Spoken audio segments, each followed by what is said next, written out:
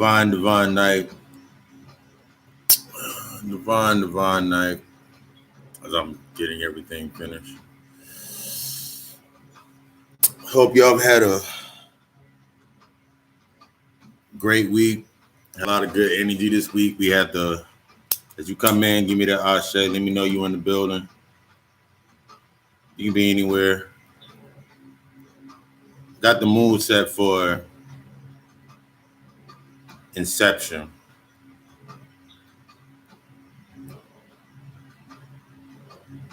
More like the movie, but we ain't like I'm gonna use a couple excerpts from the movie to explain a couple of things. I haven't seen it in so long. As I'm sitting here lighting my dragon blood sage. Y'all know this is the week of the full moon, the super pink moon. A lot of different energy in the building. This is our, also wanted to say to the new ones, everybody coming in. Welcome one and all. If you've been with me since the beginning, you caught up somewhere in the middle, there's no end because we're going to keep getting deeper into these things. One of the biggest things, going to get into some current events, some stuff happened to me today. But we're going to get into the Inception. Understanding that as long as it's on your mind, the things that are put on your mind based on your identity, we've been getting into that the last couple of weeks. The things that come into you, aspect of your identity, and the things that are programmed into your mind keep you from actually, I let my Poleto something. The things that stay in your mind and get into that space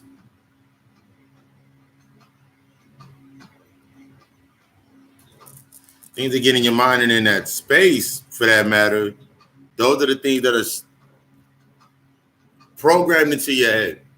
So I don't care what you try to do, and this is what I'm coming up. Like, as I'm getting deeper into my service, getting deeper into the services, getting deeper into services, consultations, meditations, and things like that. As I'm getting strong, as I'm getting deeper into my studies, as I'm venturing, going further,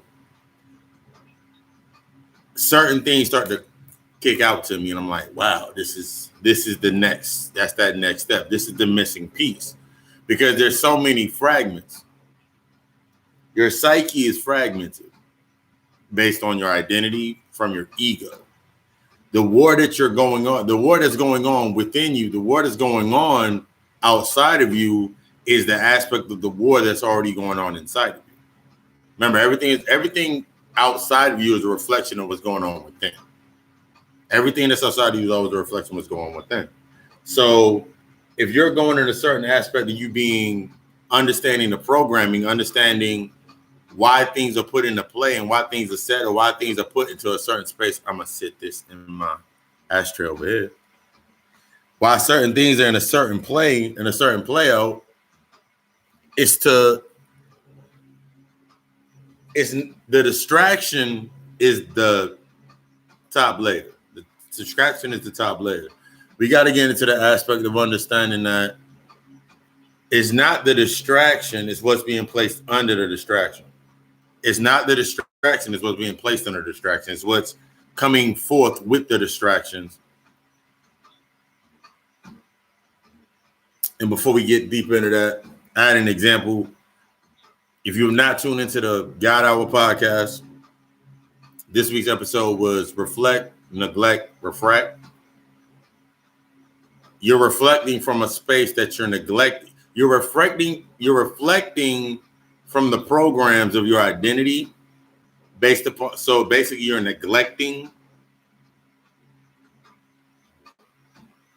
getting yourself in, by neglecting yourself, getting yourself in alignment. You end up putting yourself in a mindset or a position where you're only refracting from that hurt place. You're refracting from that hurt place. This was this week's episode. New episodes every Tuesday at 6 a.m. I dropped a new episode. But I went out on my day today, went to go pick up my candles, went to go pick up incense, went to go pick up my herbs and all my nice things. And I go to my local store. And it's crazy how things are programmed. The inception of things are programmed almost into the aspect of all they can do is repeat the same things. At this level, remember, they only can repeat the same things. So I went to my local health food store, the local apple crate here, and I'm in there. I go in there and I grab my chips, grab me some barbecue chips made with quinoa. I never thought I would be the guy doing this type of stuff. But I walked in there, got my quinoa, hopefully if I show it enough in the video, they'll start sponsoring me. My unfiltered Bruce Cause ginger ale. Got my ginger ale, got my normal little snacks, got my normal little goodies for the night because it's a lot of energy I use. And I hear this older woman that asks about, she's at the register up front. Of course, she has the mask on that doesn't work. And she asked, can she use her check? She said, yeah, as long as the lady behind the register said, yeah, as long as you have your ID. I walk around, go grab my other stuff, and I'm like standing, and the way you walk into an apple crate store is like visualize where this pillow is. If I was standing over here, like further off the camera, that's where I was standing. I ordered about an elderberry and looking at the syrups and some other good stuff. And the lady looks at me with this face like you're too close. And I'm thinking about the social distancing. I don't even like standing close to people anyway in line. So I'm like, this is where she's at. I'm way over here. And she looks at me like, oh my God, like he doesn't have a mask on. Oh my God. And like I can read her vibe and her energy, like what she's saying. She's like, oh my God, he doesn't have a mask on. He's just out here. I just heard a thing about the black people and all these things. I can like read her energy saying it. And I can read the cashier behind there like, oh my, like, why would she look at him like that? And I'm like just reading the whole vibe. And it's like, you get to a certain space where once you're in understanding of what's happening, you really don't pay any attention to it. I was watching SWAT yesterday. There's a show on Hulu. And what piqued my interest is like there was a Mexican guy in there and he got normal in that crime rate role, that uncivilized role. And it made me think about this, what's going on now, and it's putting that program that's already been programmed into minds. This is the thing we don't understand about Inception and why things fall out to the way that they do. It's already a predisposition based on a program that was already there. A lot of the times we get stuck in these aspects because these things were already there. There's aspects, there's thoughts, there's ideas that were already there.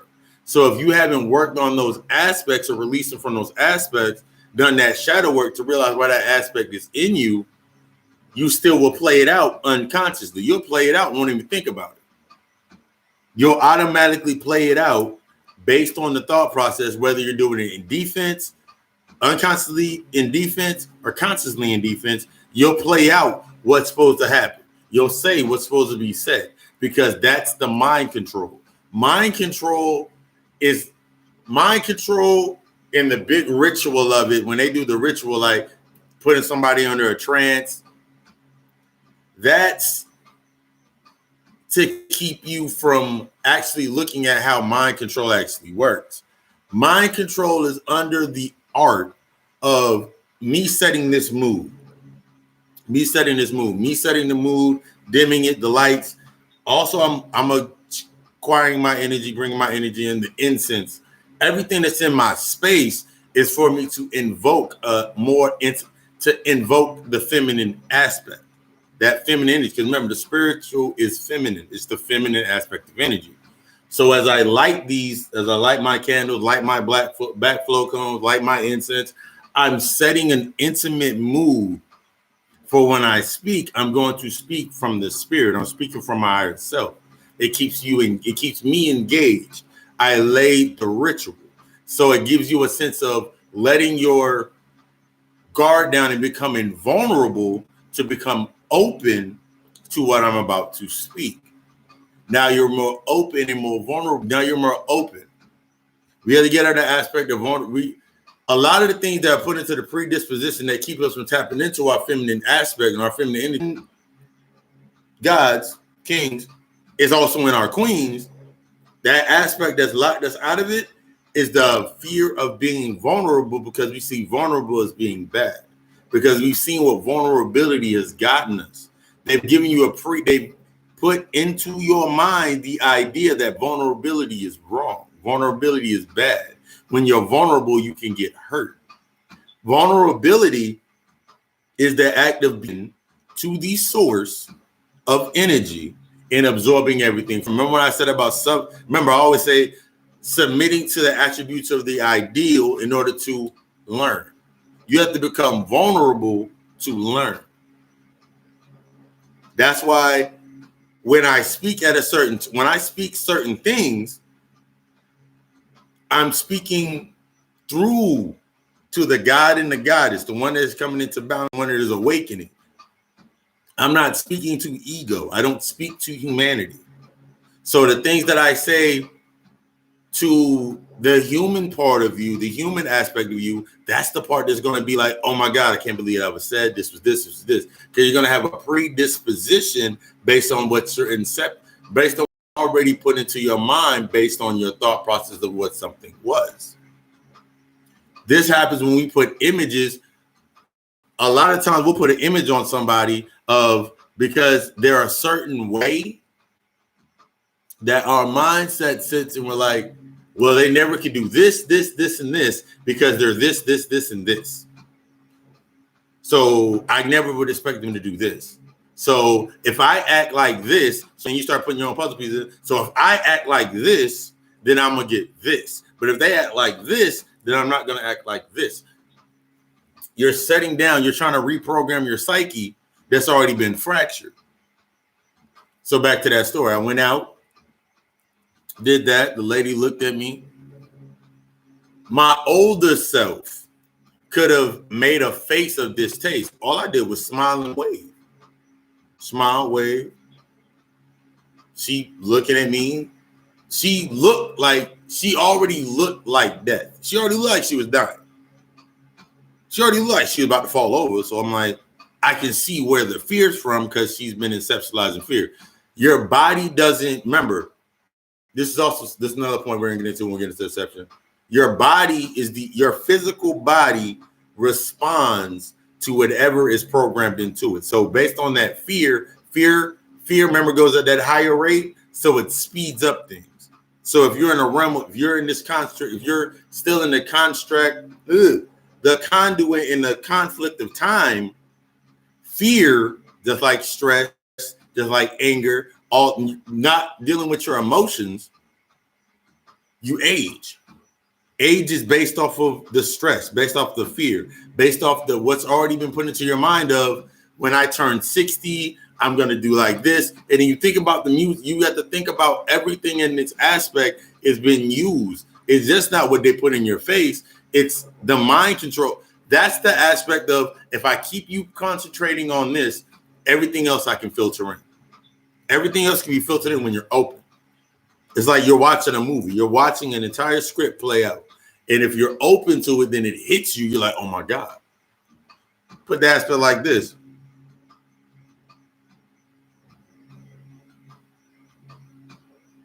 I just turned 35 this year. I went plant-based 2 years prior to me going 35. When I look at certain people do certain things, if I was stuck on the image of certain things, the program of certain images, I could not speak to you because my mindset would be on every time I've seen somebody speak or I've seen somebody do something, an elder, I've seen somebody with wisdom, I equate it to age. I equate it to longevity and age. So they have white beards and they have gray in their beards and they have gray hairs. I had gray hair when I was 33. I turned 35. I got like 3 in my beard, but like I pluck them out because they're not, but my beard doesn't turn gray. I'm out of the aspect of time. So the cycle doesn't phase me because I'm removing the inceptions or the thoughts or those patterns of what age is. Because I'm removed from the spaces of trying to understand something and allowing that stress to weigh on my heart. So that's how you step away from certain aspects. But getting into the inception. Everything from Jesus to sweet baby Jesus, everything from this 5G shit, the 5G, the COVD, the Black Lives Matter. Now they're saying that Black people are more susceptible to it. They're following the same pattern. But if you stepped out of that realm of emotion and getting upset with her, getting mad with her, getting upset in that aspect, you start seeing the pattern. It's only when you get to a certain level when you start seeing the pattern. So it's the same narrative that they've painted. That's why I said the thing about when they do Mexicans in every movie, they're always something. Every Mexican I've seen in every single movie has been dehumanized to being nothing more than a street gang or a gang member. It's the same aspect of when they turn, it's the programming. It's just like when they started doing Tide commercials during the Obama era. When they started doing the Obama era, this is how they program it. When they started putting Black families, either a single Black father, Black family, mother and father, they started doing Tide commercials to make you seem more domesticated. So you were accepted, like they're accepting us. So your mind, your ego seeing like, see, they're accepting us now. They're letting us in commercials. They would never let us do a Tide commercial. They would try to keep us dirty. And then you allow that to flow through. And then a couple years earlier, they did that Dove commercial where she wiped herself off and then she took off and then she was white. These aspects are already pre-programmed. That's why they can continue doing what they're doing, because you've already fed the power source. You're the only power source. So you fed it. It's you. You're in there. I'm fed. You're feeding that power source. You're the power source. You're the only true power source. So they need your energy based on fear, whatever it may be, or uncontrolled energy, emotion. They need that as their currency. And then they pay you for it based on what they can do. It's like they're bartering with you. They're giving you something that they've dropped the worth of you down to the worth of what they see in their physical. That's the aspect. They take the aspect of you getting a job, you having a job.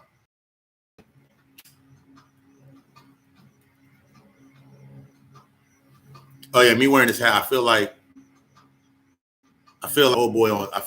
old buddy on Takers. That's why I got the hat on. Feel real. I feel the energy there. Also, there's another reason. I'll get to that next. But the aspect has already been programmed into you. You're willing to subject yourself to works outside of yourself to gain currency. So you sign up for the deal. You are willing to sign yourself up for works, something that you know you should get paid for more. That's why the aspect you get in that conflict. I should be getting paid more. I should be getting this more. Why am I not getting paid? Why am I not getting this? These are aspects of the program. That way they can set forward, just like with this virus thing.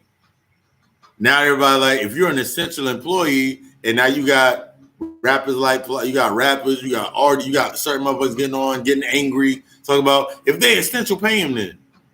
If they're essential, pay them more than $30 an hour. If they're essential, pay them what they're worth than them being essential. Do this, do that. But I look at it in the aspect of like, If you feel so strongly about something, why aren't you doing something about it?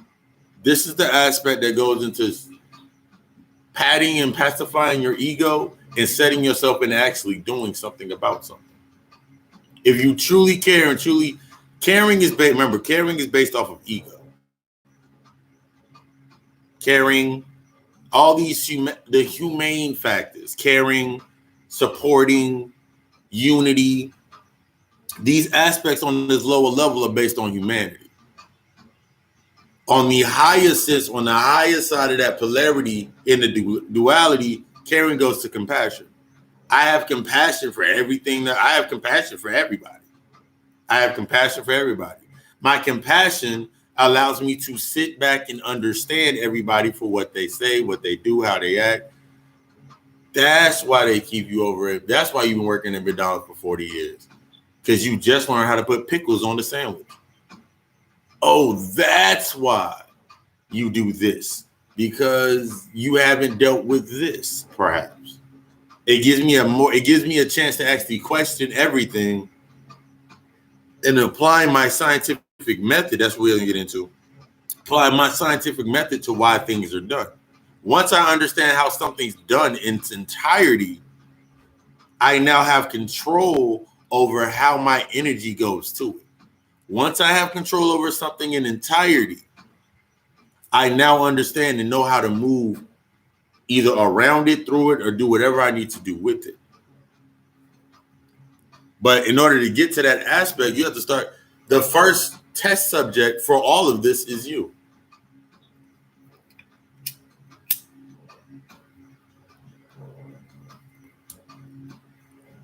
The first aspect for all of this is you.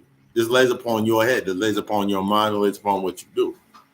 Because until you have that aspect of understanding, you're just going to be repeating the same exact things over and over and over again. You're going to put yourself in a position that's going to be doing the same exact things over and over and over again. That's spiral effect. Therefore, every time something comes up, you're not going to know how to deal with it because you haven't dealt with it. It's like being in a game and you're on a different level. And since you cheated on the level before that, you left Easter eggs on the level behind you. You're leaving things behind. That's why you keep getting tethered back. You leave things behind that you haven't dealt with, and then they're always going to come back full circle. Because remember, this is the realm of your mind. So if your mind is narrowed, and this is a bit, when your mind is on a narrow, like for a lot of us that started in, if your fundamentals were based upon something that became religion, your mind is only open to a certain amount of energy. It's only open to a certain amount of knowledge, a certain amount of content can come in.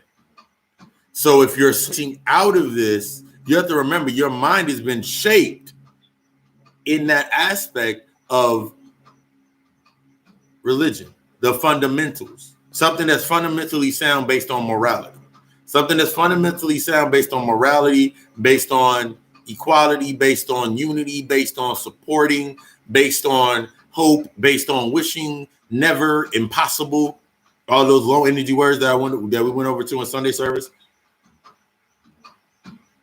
All these aspects are still have shaped your mind.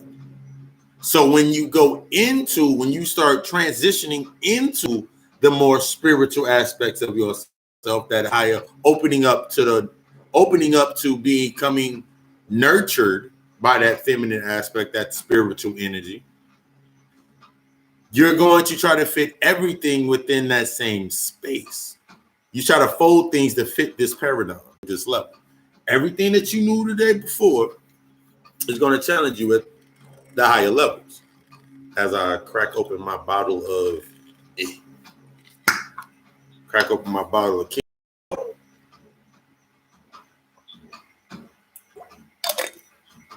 But yes, everything is now on top of your psyche. Everything that's programmed your psyche, put your psyche into what it is. You have to remember, within your DNA, your Akashic records, your Akashic, all those things based on your DNA, there are things that are in your DNA that are still being triggered by the traumas. That's why it was done in repetition. That's why you do anything in repetition. Remember, if you sat there and you had to study for a test, remember, think about it. You sitting there studying for a test. You went over that test over and over and over again until you had the answers. You had to go through a ritual of repetition. This is how and also I want to start taking out the mysticism of a lot of this shit, because a lot of it, everything is mental. So once you understand what the definition is, you understand that you do these things unconsciously every day. The more that you start understanding and applying, the more that you start applying the knowledge of yourself, the higher aspects of knowledge, the more you step yourself out of the mindset of what you're doing every day. You do rituals every single day unconsciously. You wake up, you send a text to somebody, you smoke, wake and bake. Some people have a drink as soon as they wake up. Some people, you have a method. You have a method to yourself that you do every single day. Whether you understand it consciously or unconsciously, you understand that a ritual, that formula gives you a certain result.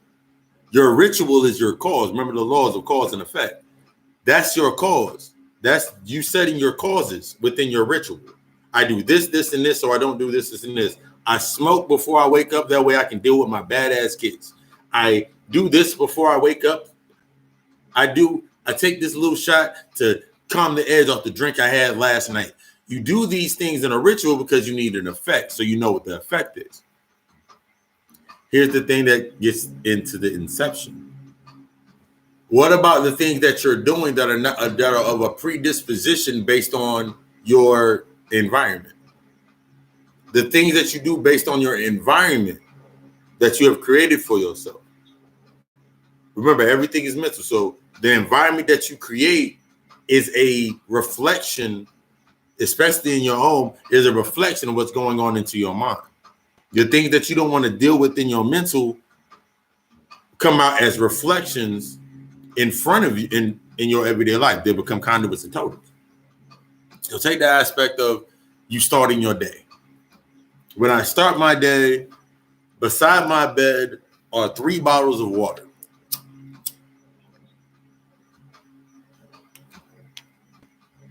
Before I go to sleep, I drink 1 bottle of water and probably a half, depending on what I was doing, if I was outside, if I was in my living room watching TV or whatever. So I'm sitting there, I drink my bottle of water. I drink a bottle and a half of water. At first, when I started doing this, I knew the result would be I would wake up and pee. Because I haven't had the pee on myself dream in fact.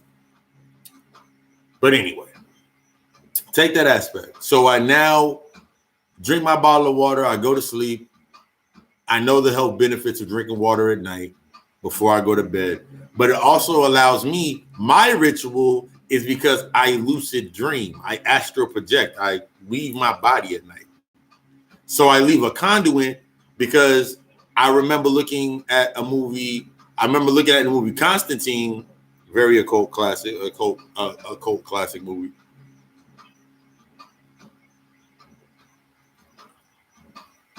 And I remember the thing about water. So that's one of the things I programmed in my mind for me to lucid dream. So I'm flowing like water before I go to bed.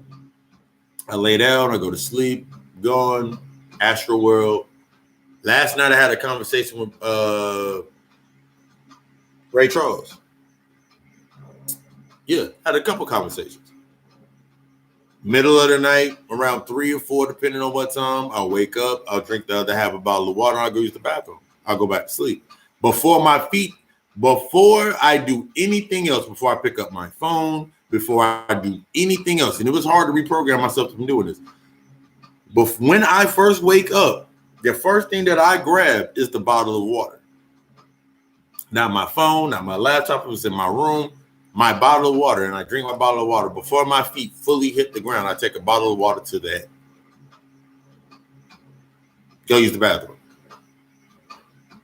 Come back in there, lay back down, because I'm still in the dream stance. I'm still in my dreamscape. So I'm playing out Since I've programmed this so long as my ritual, it becomes a natural act. It becomes natural. So towards the end of my dream, I know that I'm coming back to the illusionary world. I'm leaving from the spirit world, coming here. My mind is escaping. In my dream, I'm getting up, getting in bed, getting out of bed. I'm doing everything in the backwards. Some dreams I'm laying back down. Other dreams I'm waking back up. So I'm waking back up. I'm grabbing a bottle of water, or I'm sitting I'm sitting at the beach and I'm about to dive and put my hands into the water. Everything that I'm doing coming out of my dream is coming through the conduit of water. So as I need anything that I need to remember of my dream, any meanings, any interpretations, anything that I picked up from my dreams, through my projections, anything that I was doing through the conversations, as I'm coming back, I'm grabbing a bottle of water. So my mind, my subconscious is still open. My ego is not shutting it off by saying you have to go pee. My ego is not shutting it off by saying, my ego is in autopilot. It works for me. It's like, all right, drink water and go use the bathroom. My subconscious has that recorded, drink water, use the bathroom. My subconscious is now still in that dreamscape. So now it's recording everything that's happening while I'm in that state. So anything I had to remember, anything I had to say, it remembers it. And now I go out throughout my day.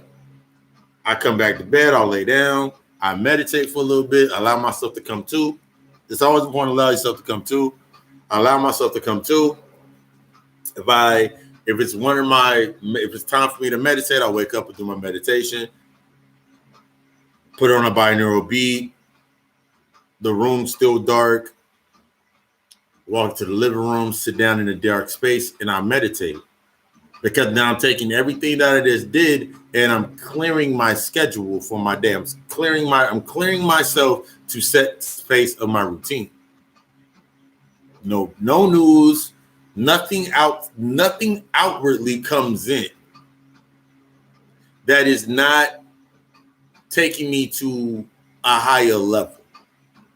We don't understand how important when you start your day, the way that you start your day sets the tone for how your day is going to move.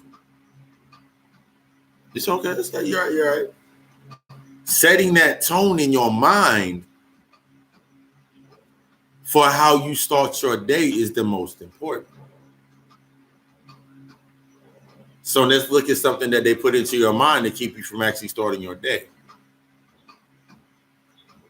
Think about everything you're doing in the day. The first thing most people think that they're hungry.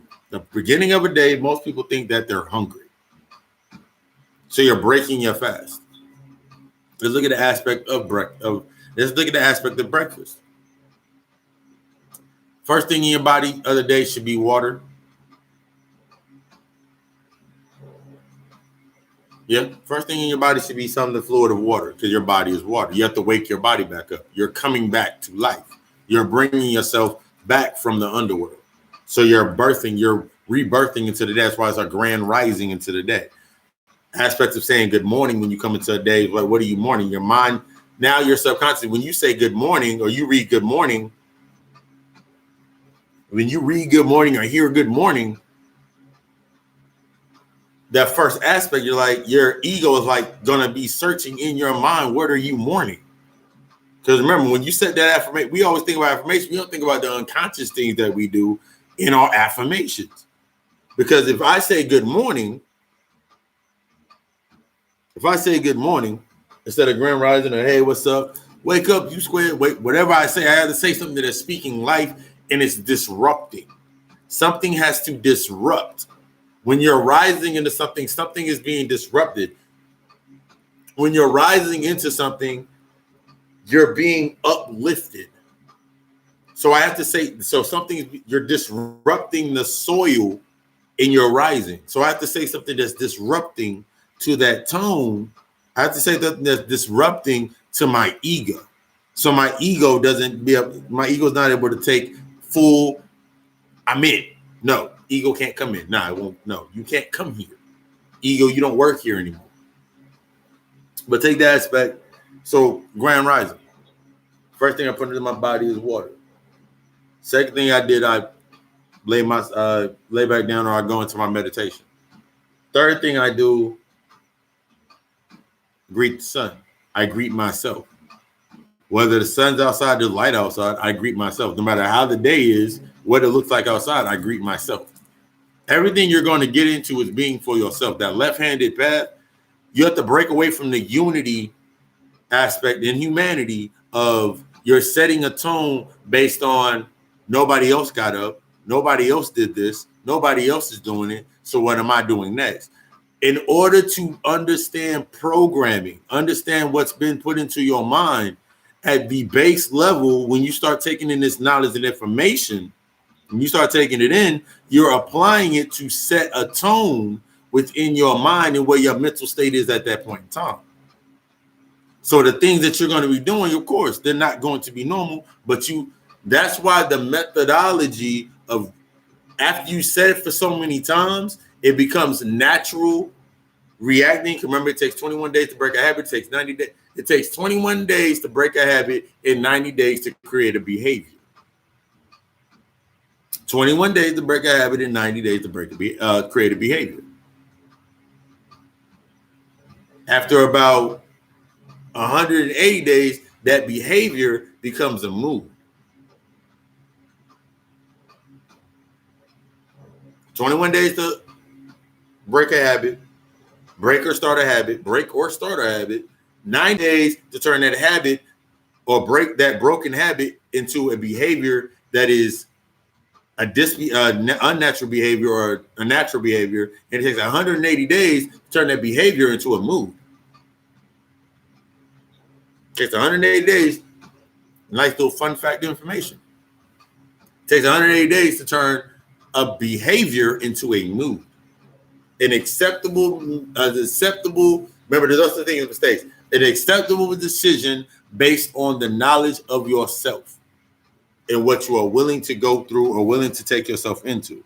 A lot of the times, we get to a certain aspect thinking that these disciplines, meditation, setting mantras, setting candles, these disciplines are to become visuals within your mind. After you've done it for so many times, you remember it, and that becomes an aspect or a thought form into your mind. Based on where you're at, you'll start saying, that's why you hear some people say, Oshun is mad at me. Obatala is angry with me. So that's why I didn't get any money. This is mad at me, because they're still looking outward outside of themselves for something to give them something. Because they're still not willing to take accountability and responsibility for their actions. The ancestors must be angry with me. That's why I haven't been able to do this. And you put yourself in the position of whatever it is. Nothing outside of you did it. What accountability, what have you been doing or not doing to put yourself in alignment with yourself? Get yourself in alignment. So look at that aspect. Let's look at a regular, I'm going to use my example. My Mother's Day. My mother, when she wakes up, nice God-fearing woman, will wake up,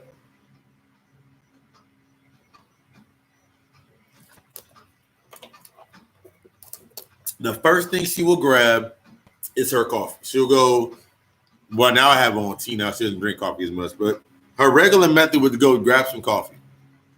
Make a cup of coffee, grab some type of breakfast Danish.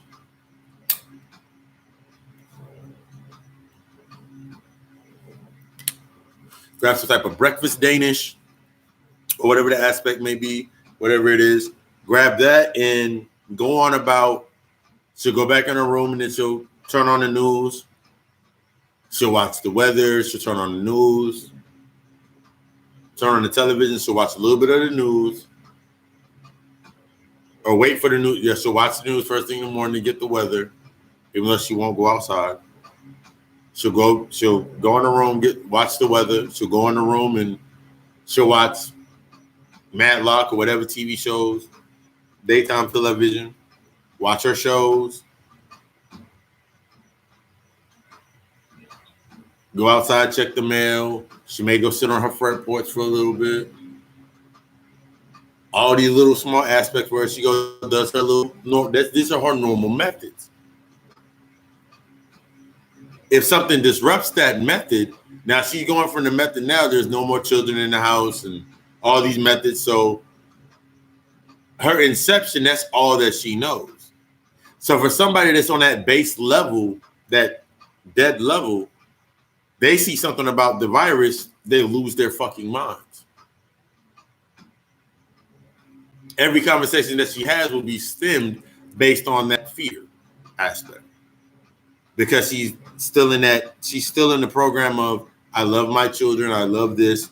So love is fear. Got to make sure so you put love and fear can't be in the same space at the same time. You either love something or you fear something. You either don't understand it or you love it. Because when you love something, you have compassion. When you love something, you have compassion to gravitate, to submit to the attributes, to understand it. If you have hatred or fear of something, you only want to know, or you neglect your mind in taking in any new information. And I forgot to light something. Any new information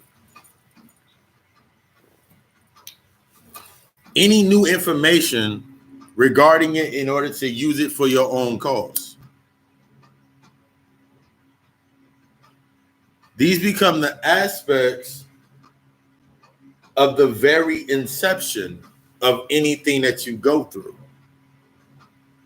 I've done this forever. This becomes the process of inception. Now, then you lead to the cognitive dissonance. The reinsurance over and over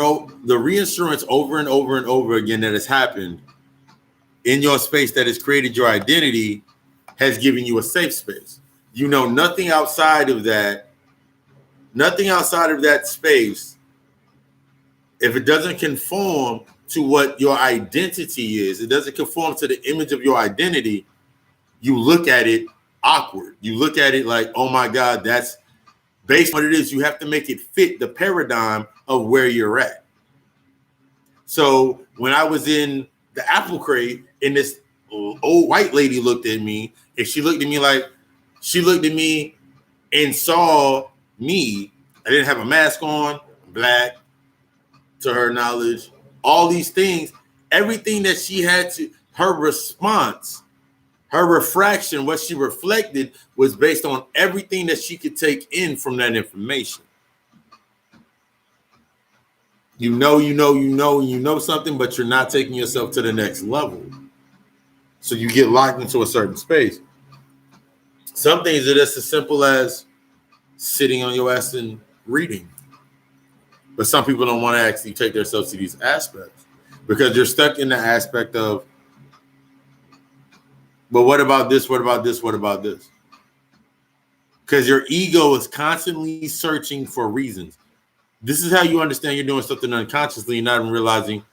This is how you understand something that's happening unconsciously and it's based upon your ego. And if your subconscious and your true self is kicked in, your higher self is kicked in.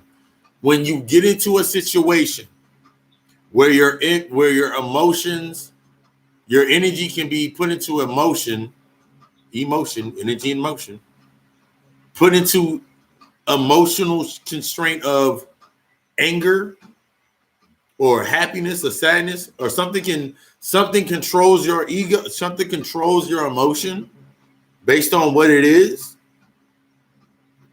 That's how you know your conscious or your lower self is taking its place, it's taking its course.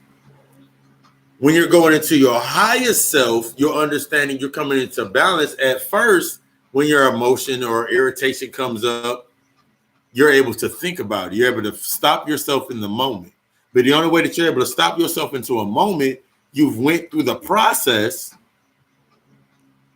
of meditation, your discipline. You have to start with your disciplines. Your disciplines in play, it teaches you this is how things become visual. And like if I was to sit here right now and I told everybody to close their eyes, we're not gonna do it. Whenever I do a class, whenever I do a class or a service, and I tell somebody that has never meditated before to meditate, I take them through the entire process with our eyes open. And if I do it on Skype, I'll say, look at me. We're going to go through the whole process. Follow my hands, and do as I say what I say. Follow my hands and watch what they do. I'm building a visual with them. Close your eyes. Taking your first breath. Take it in deep. Allow your chest to open. Count to 5. Breathe out. Taking the breath. Okay. Hold it in your chest. Now this time, take in more air. And I want you to open up your diaphragm. I want you to open up your solar plexus. Let's open up all this. Hold it. Now release it. I take them through the entire process all the way down to their root chakra, which is in your pelvis, opening up everything. And after we've done it for so many times, this process, now they're in the aspect of, okay, I'm open. Because I'm putting in their mind, I'm putting a thought form into their mind that I'm open. So when they read, so whenever anything that they do that deals with opening, they automatically can go back to, because you're tethering things to you instead of them being tethered to you. You're tethering as invoking your energy to yourself. So you're now tethering, I'm breathing, so I'm open. As I breathe, I'm opening. As I breathe, I'm opening. You're opening your mind, you're opening your psyche. You're opening yourself, you're opening up your subconscious so your psyche can be reprogrammed. Because your psyche is what your identity was. It's like your psyche, if your psyche is fractured by the traumas, your ego feeds or filters through your psyche. Your ego takes everything in for what the fuck is worth. Your psyche allows it to be filtered through. Your psyche filters it through for your subconscious to take. So if your mind is on the white man is your oppressor, your ego is going to look for anything that seems oppressive, and you can blame it on something. It's going to allow it to filter through your already shattered psyche. So your psyche is shattered. Your psyche is already bruised and shattered. So it's going to let the same things through. When you look at any, like the movie with the kids movie with the emotions and the girl and the emotions and shit, that goes to your subconscious. So your subconscious just records the same thing. When you're coming into the aspect of opening up yourself, you're putting yourself and you're clearing your mind. I'm opening. Your subconscious becomes open because it's recording that mantra. It's recording that mantra, so it's opening. So it's open to the information. Your psyche is now, this is your subconscious opening. Your psyche locks your subconscious. Your psyche locks your subconscious to only open up so far. So now you're locked. Now it won't go any further. Your subconscious only can open to this much information. Now your ego comes in. I wish I had another hand. Now your ego comes in, and now it allows the same things to be filtered into this space. Your psyche is only going to allow so many things into this space before you explode. That's why whenever people have certain conversations or people that keep a lot of things into themselves, based on their psyche, based on their self-esteem, based on that energy, you keep a lot of stuff in. I was hurt before this has happened. I never wanted this to happen. I never wanted this to happen. As I play with my sage. I never want this to happen. Your psyche is now defending you from anything that can actually help you get through that. Because your identity, your ego is now safe. Your ego is telling you, I'm going to protect you, psyche. I'm going to protect you from everything in the world. I'm going to protect you from everything in the world. As long as you, and this is how the message gets, this is how the message is programmed. into the Inception. As long as you believe in me as your savior, everything should be all right, and everything will be covered in blood. Or we know blood, understanding, is covered in the darkness. Everything will be covered in darkness. You don't have to think about it forever and ever more. But it's still there. That's the aspect we get stuck in. The shit's still there. You're just not thinking about it. That's why you can have a conversation with somebody. This is the biggest thing when I tell people about closure. You're not having a conversation with somebody for closure for them to be okay and be like, okay, well, you're not having a conversation with somebody for closure based on the aspect of they're going to come to terms with what you came to terms with. So the aspect of the thought process, external, we're going to work our ways in. The aspect of you waiting for the white man, the Tamahu, whatever you want to call them, you just basically remember, just like you learning new words for Jesus, you learning new words for white people. So motherfuckers that read the story of Yaqub or read any of the creation stories of basically how they were grafted and created, all you're doing in your psyche is still programmed on them being an oppressor. You'll still be like, you just went from the cracker to the Tamahu. From the cracker to the Tamahu. Either between, they're still oppressors. Because you haven't taken in the knowledge of like, wait, what is the Tamahu? What is this? What was the Tamahu? How were they created? There was 3 different races created. The yellow, the red, and the white. That whole story. So your Inception is like, okay, they're this, and this.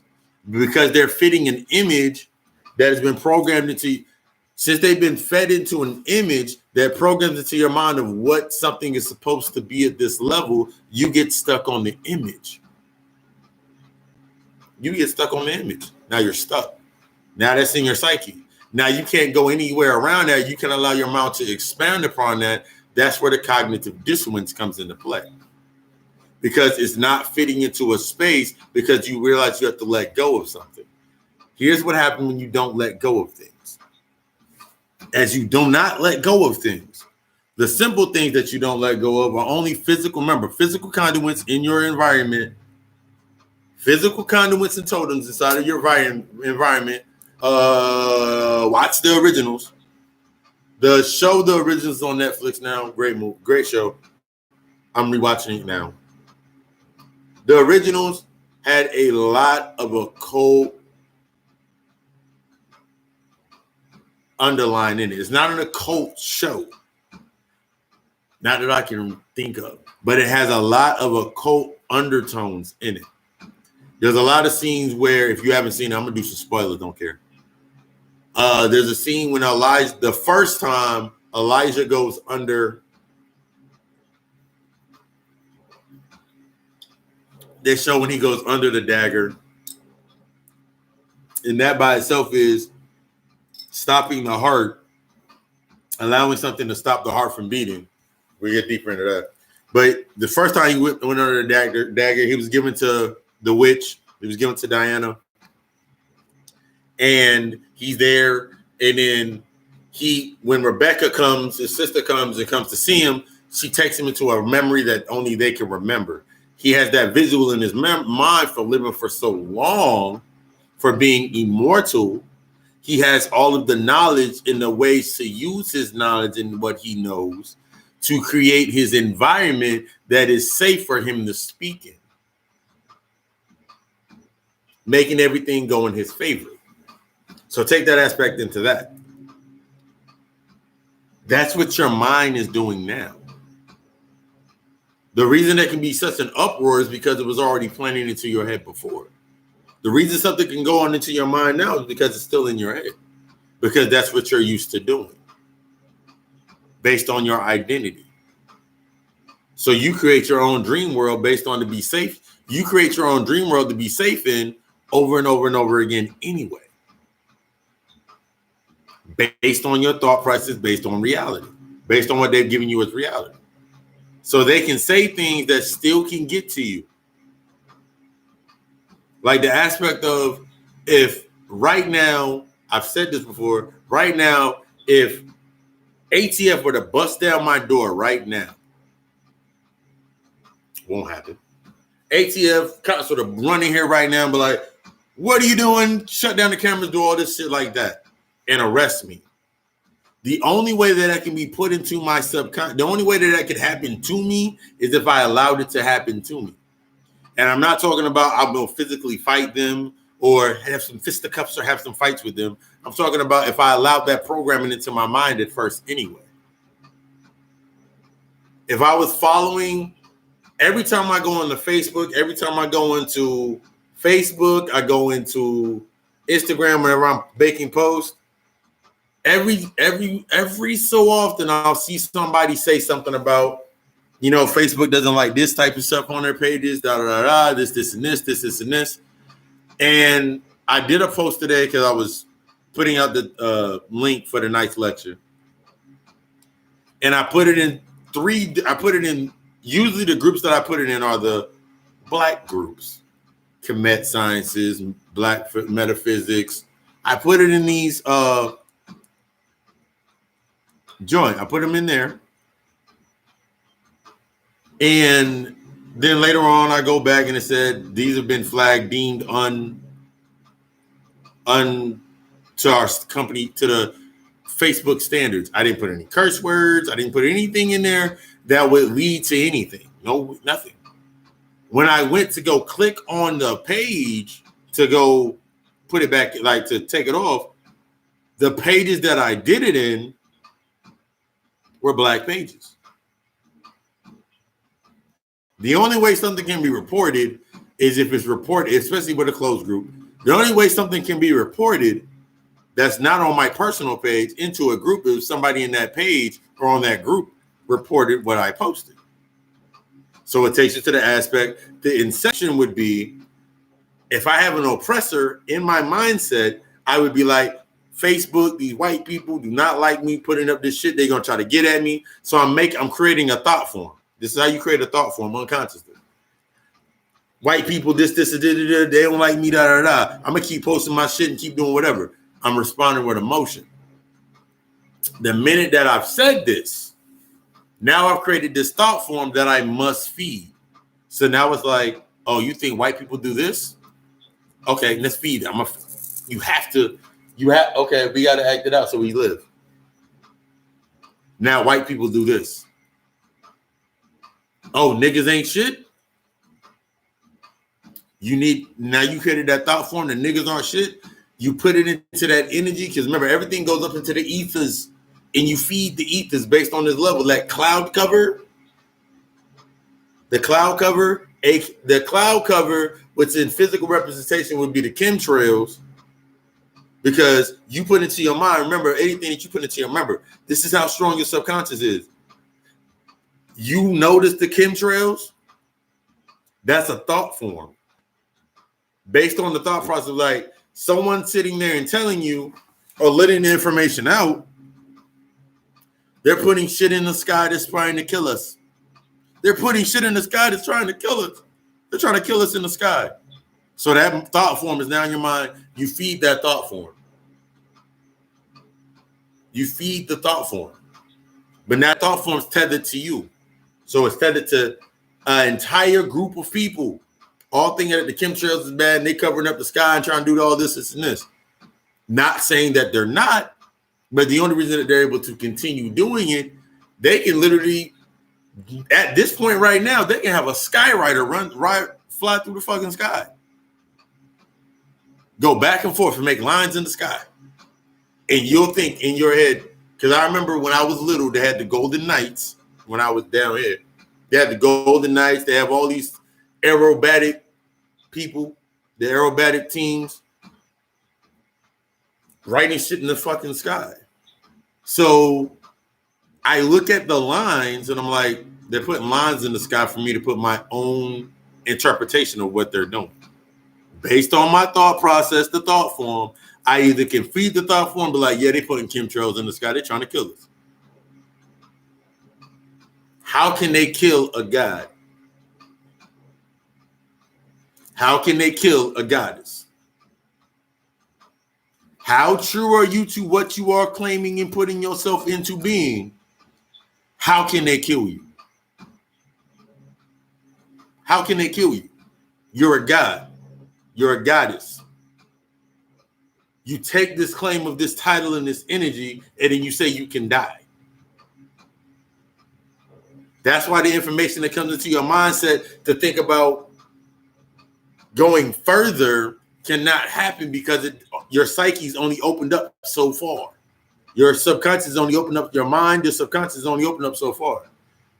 And for fear of breaking and destroying your psyche is your identity that your ego feeds. Your psyche is your identity that your ego feeds. So now that you have that thought process in your mind, that thought form that has to exist in your mind, that there has to be an oppressor, they got to be trying to kill us, they got to be doing this, they got to be doing that. Boom, let's put it in the script. They already think it, let's do it. Because you allowed your mind to come into the thought form.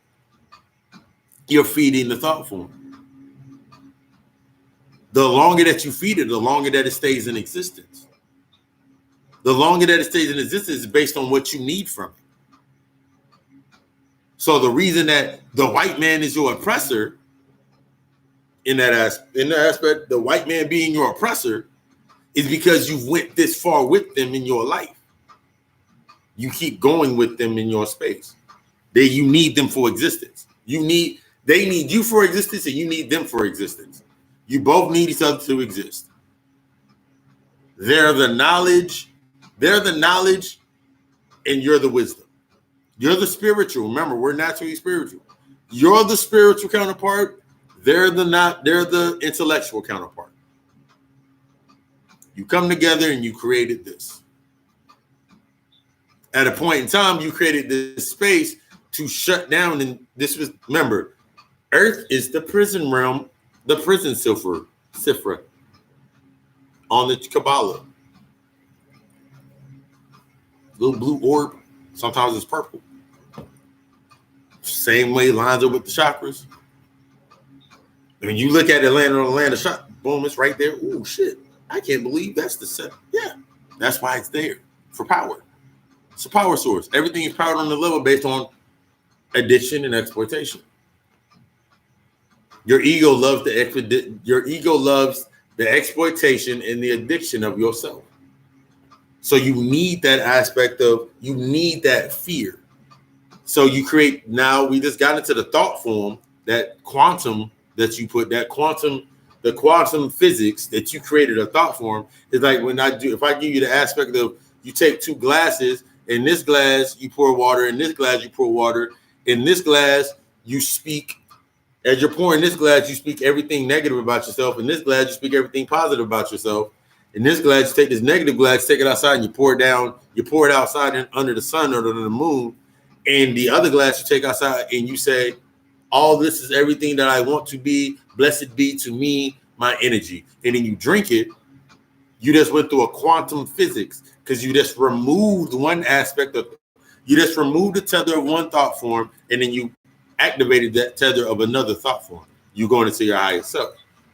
But you got to go through the processes.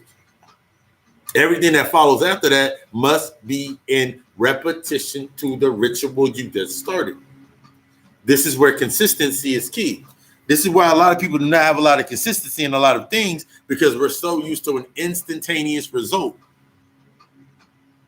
I said I love, I said this, I gave him this, I did this, now where's my payment? Where's my payment? This is due because I did this, this, and this, because you're based upon the subjective thought. So you'll stop doing whatever you needed to do. Why? Because you didn't get your result in the time that you thought.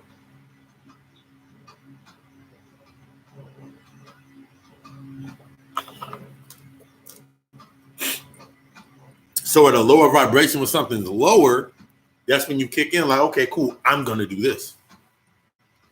So let's get deep into this inception.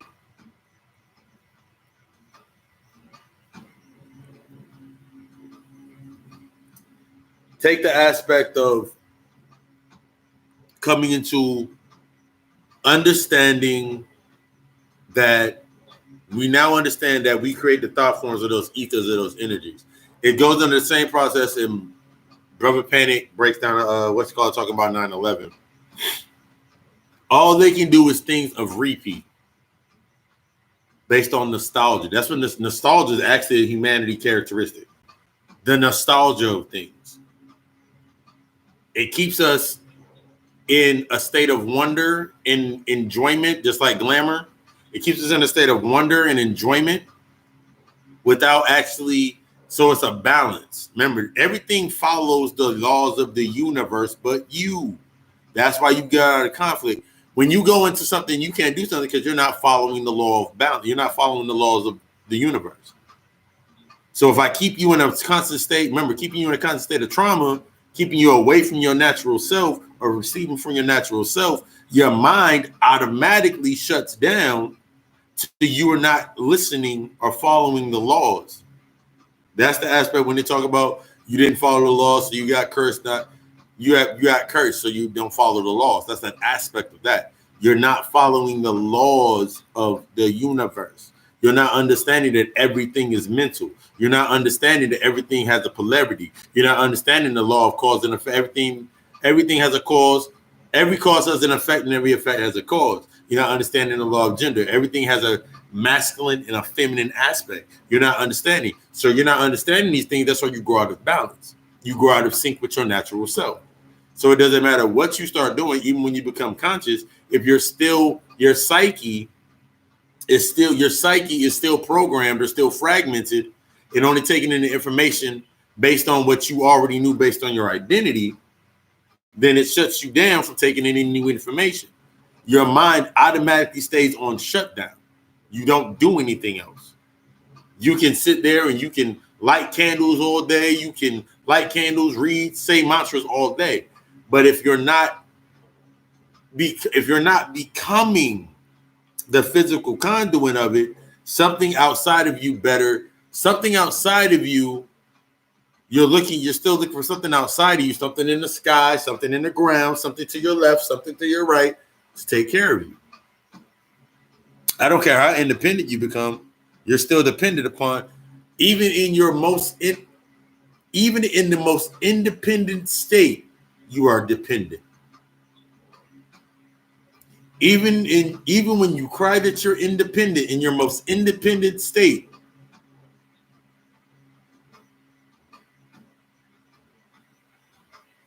you're still dependent upon something. Even when you yell at your strongest in your strongest state, you disengage from weakness. You disengage from vulnerability. Vulnerability is the act of becoming open to new energy. See, on this lower level, you only become open or vulnerable to something that you believe follows a certain script or a certain timeline into what you're getting. That's why that's why some relationships, they follow under that same tread or that same unique, that follow under that same unique balance of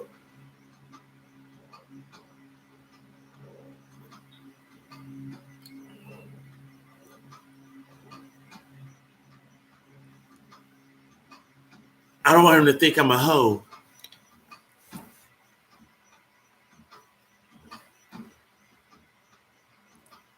I don't want him to think I'm a hoe. I don't want him to think this, man. I don't want him to think, man, she gave it to me. That's based on the program and based on the knowledge of what you think.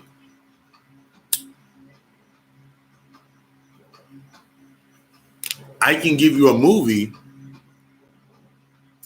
Think Like a Man. I can give you a 90-day rule.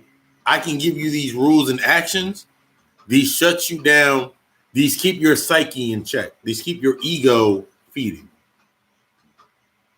Books based on these certain aspects of, I got a 90-day rule. And if you are good for 90 days, according to what I want, according to you follow the parameters of what I want, then you can get some. That aspect is the same fundamentals of religion.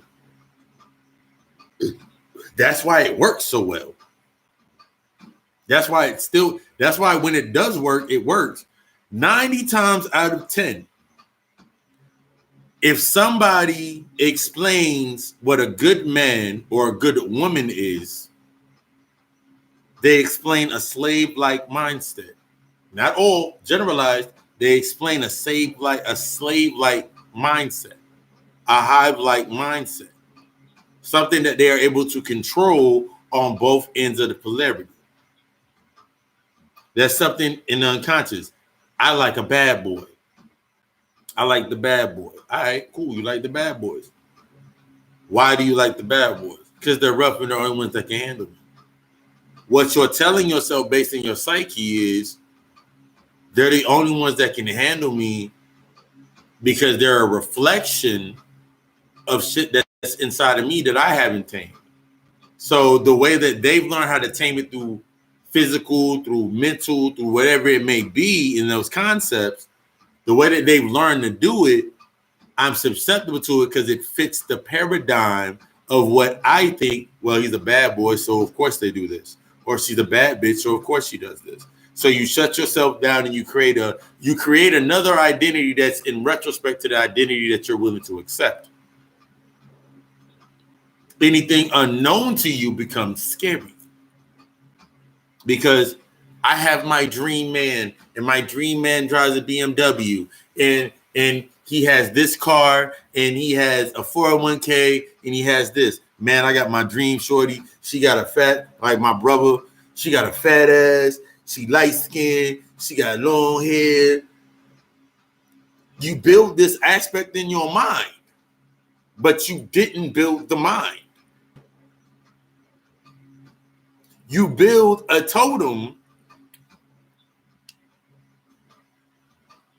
You build a totem, and now I should not have connected my Facebook.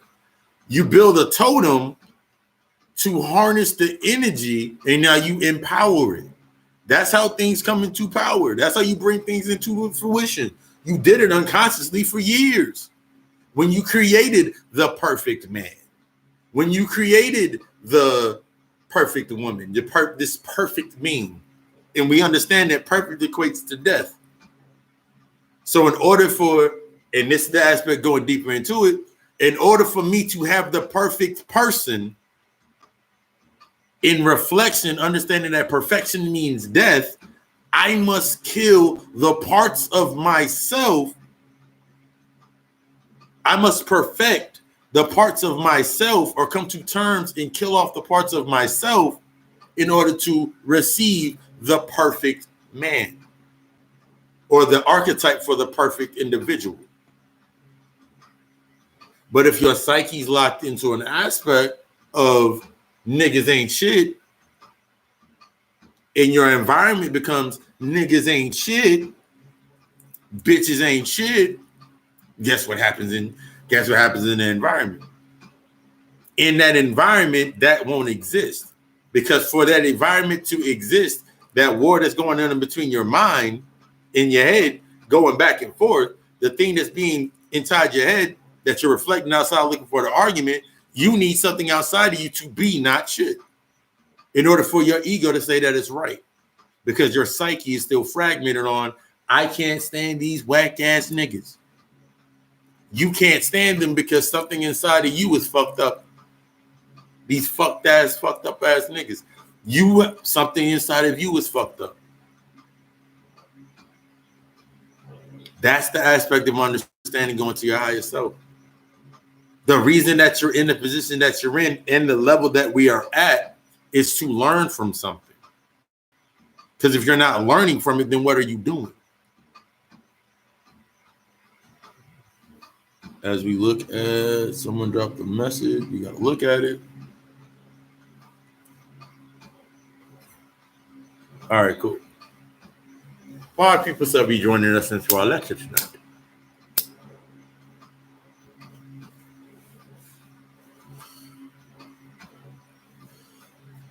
So your truth in your vulnerability is what opens you up to everyone else's truth. It allows your subconscious to open up in the aspects of understanding things in order to use it or let it be. But until you're actually vulnerable enough to yourself, how can you expect any new information to come to you? That's why that's why they say when you program a child's mind, the best time to teach a child is when they're young, because they're sponges. And then they tell you only when you're a child you can learn. That's why they give you the aspect you got grown. So you stop growing. You stop realizing that you don't know everything, because you came to a certain point in your time in perception that when I turn 18, I know everything. Now unless I'm going to college.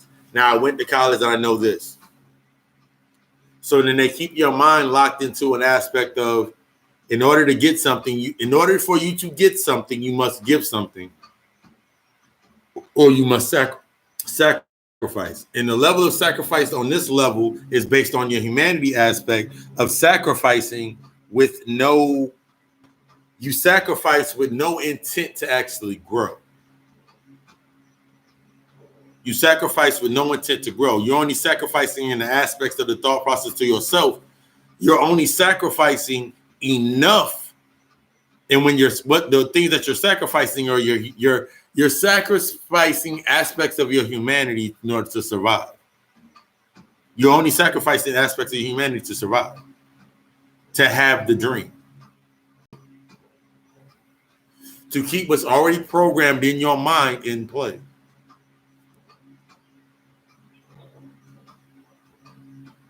So until you let go of it, you can't become, you go from, this is why you look at the aspects of prosperity. And then you read a book on Lakshmi, or you read a book on deities and you look at the deities of prosperity. We're going to read a couple of the deities tonight. And you look at a couple deities, as I tell my phone to do what I want it to do. Dictionary of deities. No, bitch. That's not what Here are some results from the web. Oh, God. It did something stupid. Ugh. Dictionary of deities. Here's a summary from Wikipedia. The Dictionary of Deities and Demons in the Bible is an academic reference work edited by Carol van der Toorn, Bob Becking, and Peter W. van der Horst. All right, cool. We got that. But look at the aspect of what you're going into as you're going into yourself.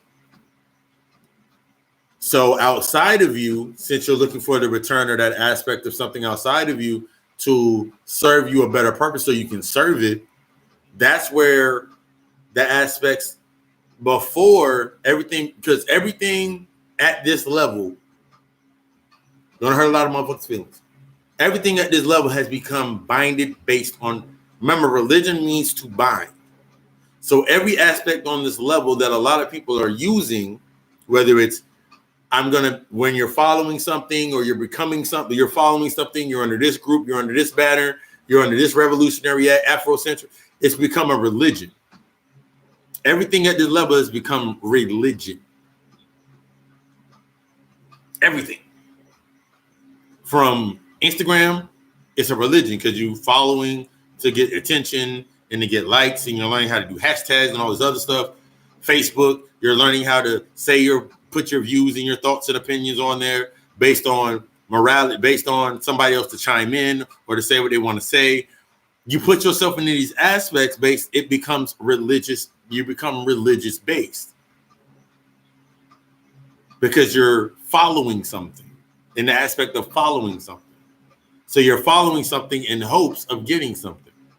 Even the most independent thought process, you're dependent upon something. But until you understand that you are of and not a part, I am of independence. I'm not a part of independence. I am of dependence, but I'm not a part of dependence. Since I understand independency, that I'm of dependency, that means I'm of, so I take it from the higher aspect, I'm of gathering knowledge because I'm dependent upon knowledge to grow my independence away from my lower self. So I'm of independence. I'm I'm just of dependence as I of independence. Things like pride get in the way, where you'll say to yourself, I'm independent. I'm used to, and then because of something that happened in your childhood, that forced something that happened in your childhood in your waking life, you put the thought process of, I'm independent. I don't need anybody for this, and this. You created the thought form because you've now created a tether. You know, when you were in school, you did the brainstorming clouds. That brainstorming cloud was the original cloud. This is how subjective thought. This is how they got your ass, unconsciously programmed your ass based on school. Remember, like when you were in school and you drew the little first bubble in the middle, and that was like the idea, and then you had to put the little stems to each part around it, the idea, the thought, the act, or wherever I forgot the thought process bubble, but that bubble, you created this one thought form. Now, for everything to fit within this thought form, and you create the idea, the subject, this is the subject, the idea, the first thought, the second thought, the third thought, and you built this circle. This is your circle based on your identity. This is where your ego now lies. So since your ego now lies in this space, your mind is now connected to this space. Everything that you do must reflect upon the topic that was already originally programmed.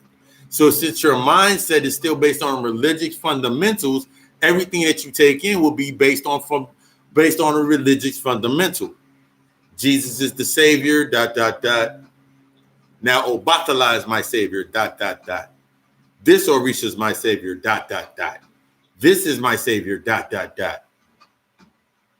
Now it fits the idea. Now you build the platform based on your original thought form, based on what was already programmed into your head. So now your inception, what you put out into your reality, when you go back into your subconscious and you go to sleep, you live and sleep and dream your fucking career. Anything's better than nothing. So you dream about your career. You dream about this perfect life. And then why do you dream about dreaming about your perfect life or setting the tone for your perfect life? That's the first part of the affirmation. I am going to be rich. I'm going to be the greatest witch. I'm going to be the greatest whatever it may be. I'm going to be the greatest drug dealer on the block. I'm going to be the greatest at sucking dick, whatever it may be. You create this thought form, and everything that fundamentally fits into you learning how to be the best drug dealer, how to be the best be the best hand job giver, be the best dominatrix, whatever it may be, that's now circled in that realm. It goes off of your original thought process. I'm grown.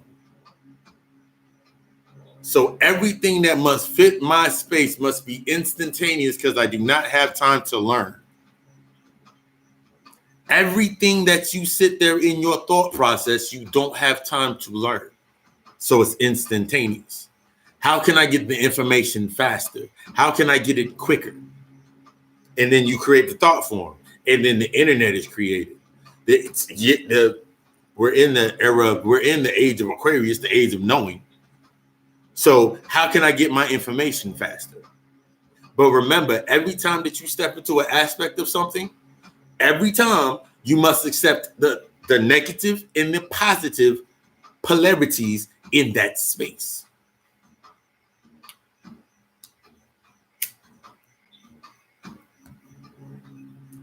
You must accept everything in the polarities in that space. Because if you don't, that's when you'll go into the conflict. That space becomes unstable because you're not accepting something in that thought form. That's why I tell a lot of my clients that when we go through your first steps, that initial consultation, that $30 for 30 minutes to an hour, the first $30 is for an hour, the hour conversation. You just spilling whatever's on your mind. 1 second.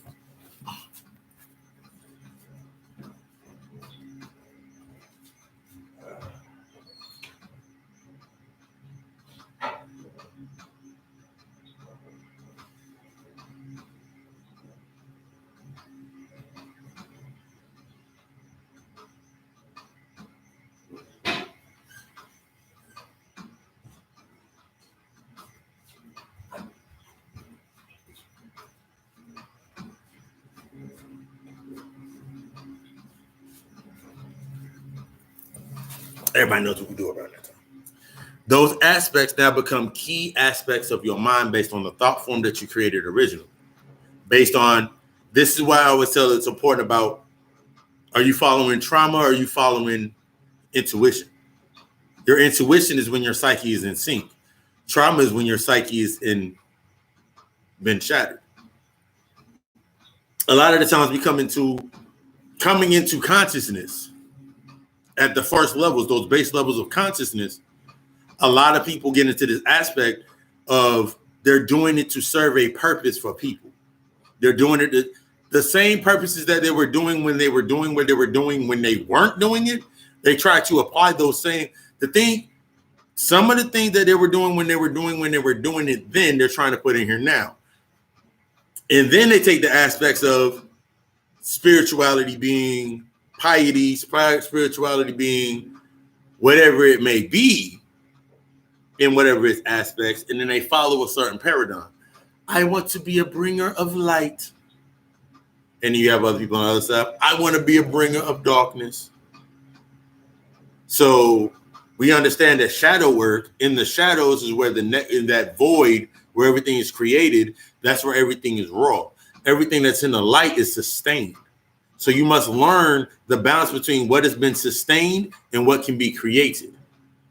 You must destroy light in certain aspects, in certain points, in order to embrace the darkness. And in certain aspects, you got to destroy the darkness in order to embrace new light. It's about balance. Because if you get unbalanced in your inception of what you think it is, and you're going based on what you wanted to do based on your ego's program, you'll be sitting there. There's people that literally sit there in their aspect of themselves and be like, yeah, I'm team dark side. Because in their mind, they just want to do evil shit. But we understand evil is to live. Evil is to live. So you want to live in darkness. So you want to live devoid of any light, of understanding any light to take yourself to the next level. So that's why when you looked at the original, and I looked at a lot of the original occult joints. I don't know this hat. Might take this hat off a little bit. Matter of fact, I might take it off a little bit. But you take the aspects of this understanding when you're doing certain things. Tacos. Your mind gets stuck in one of the ciphers or what are the thought forms that you created to. So a thought form that can be created for you, since you're based on external and not esoteric understanding, a thought form that can be created, the thought form Jesus is the same as the thought form Black Lives matters. The thought form of 5G, COVID-19, that's a thought form. Fed into that thought form is everything that you've probably already done naturally. They just accelerated it based upon fear. Remember, fear is also means to accelerate something. Your heart beats faster. Your heart's now out of rhythm. Your breath is now out of rhythm. Your adrenal glands are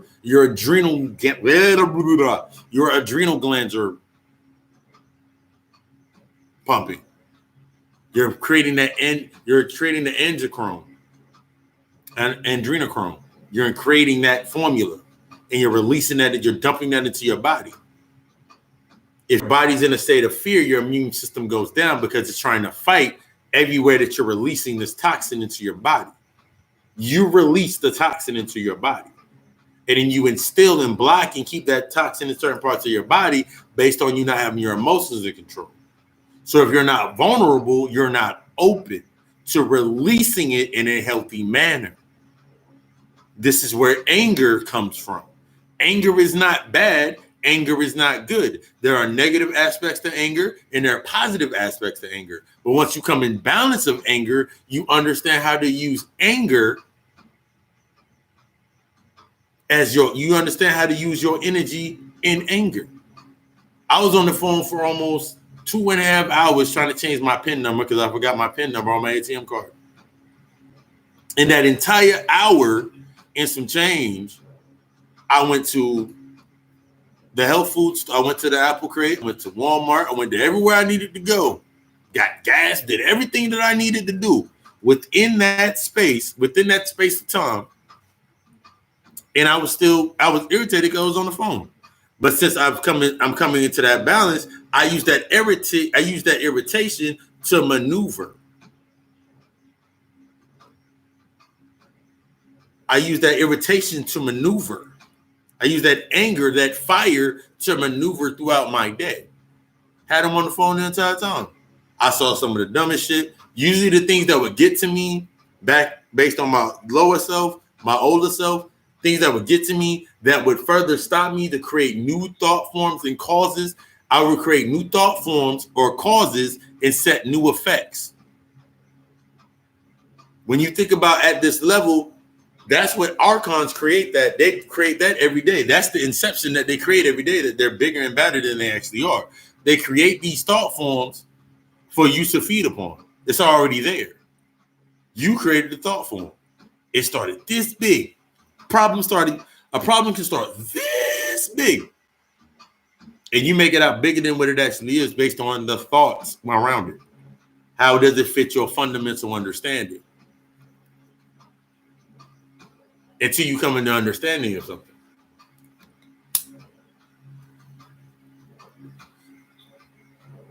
This is how the aspect of the inception works. Remember in the movie how they kept putting thoughts into his mind and they were taking him to different environments so it can instill to make him think that something was about to happen so they can get what they needed to get out of his mind?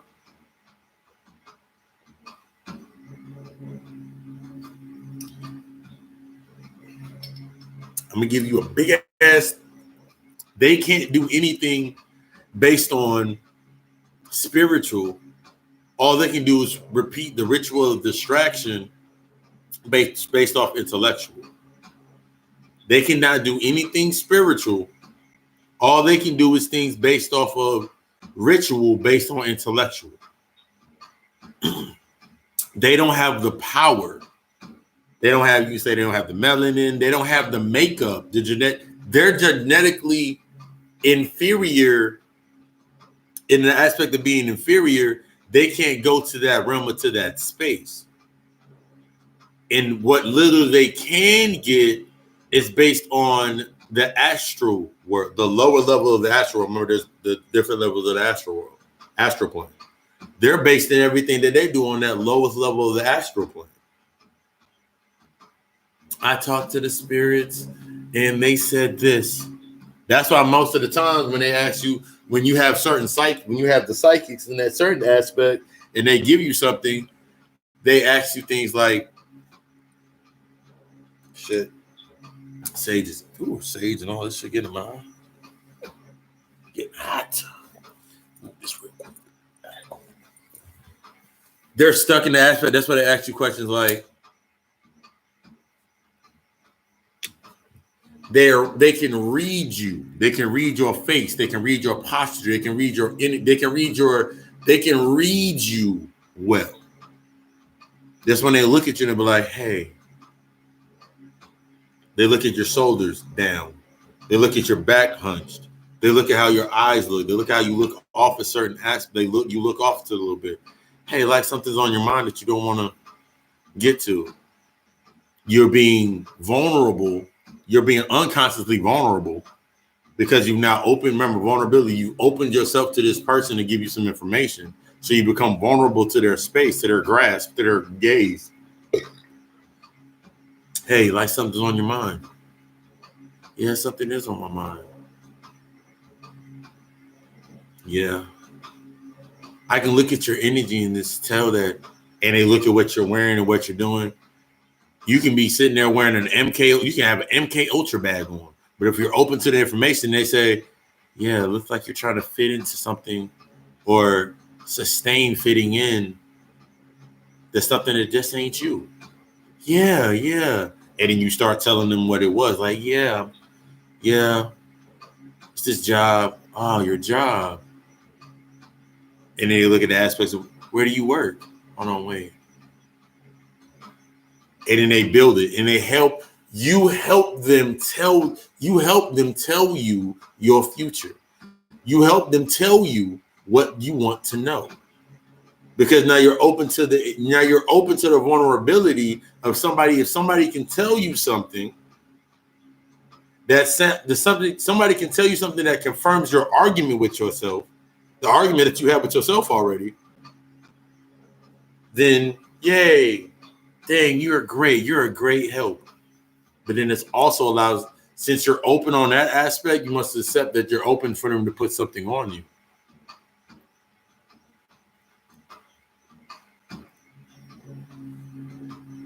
You gotta take away the mysticism and spookism, like the word root worker. By definition, I would be a root worker. Because I work with herbs, I work with stones, I work in the alchemy of that. I work with the alchemy of getting to the root of issues. Me being a psychologist and being being in that occult realm, I work in that realm as a doctor. So I would be a witch doctor. I'd be a shaman or a witch doctor because I work in the realm of the root, getting to the root of things or to your psyche. I work with the roots of your original self, getting into you. From the higher aspect, I get you to open to me. I put you into a state where you can be open to me. And we have a conversation. And then we build from there on how to work, do that shadow work, the magic, the rituals, the rituals or the visual aids in order to set your mind into a space to where you're more open. So I can expose your vulnerability. On the lower level, when something's exposed to vulnerability, when something's open to something, it's open itself to the aspect and the factors of something coming in to change it. Or to initiate something to be had or something to be fed upon. Remember, this is the aspect of feeding, not sex. Explain that this realm is nothing but just a feeding ground. So that's why your psyche your mind is, remember, you're constantly looking for something. That's why when your psyche has been broken based on the servitude or submitting on that lower level of aspect, you're submitting your power to something. You're submitting your power to sustain something else, giving you what you need. You subject your power, whether consciously or unconsciously, to something outside of you to give you what you need. It's not about the wrong and right. It's about what you learn. These are certain aspects that we get stuck. That a lot of us get stuck in. I got stuck in a lot of times when I was coming into my consciousness, when I was coming into my first levels of awakening, and things that were hindering me back were like, but what if somebody doesn't like me, or what about this, or what about that? Now you pretty much hear every other week I'm saying the aspects, breaking into the aspects because I've broken away from the humanity and what it is. Because unconsciously, it's like if I say the term, that's like if I put out the term in the context, I'm speaking to within you because I'm speaking from within me in reflection. So when I say things to crack through your ego, to crack through your humanity, this is why you get stuck in conflict. We're going to talk about the love and hip hop type.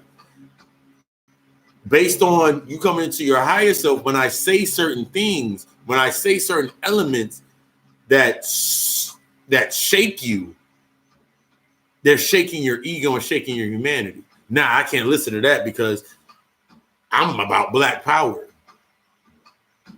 I'm about something higher than that.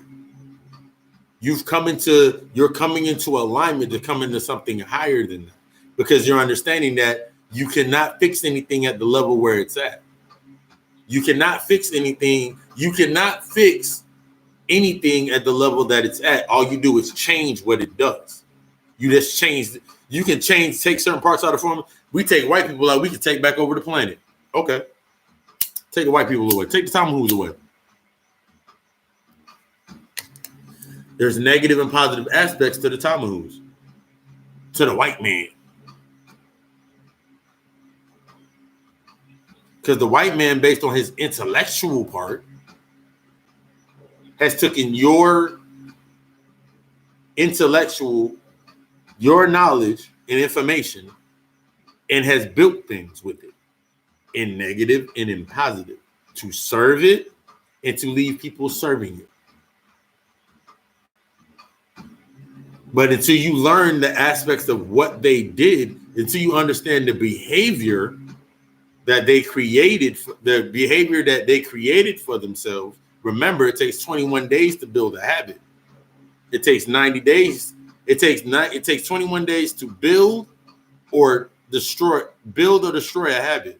And it takes 90 days to build or destroy a behavior.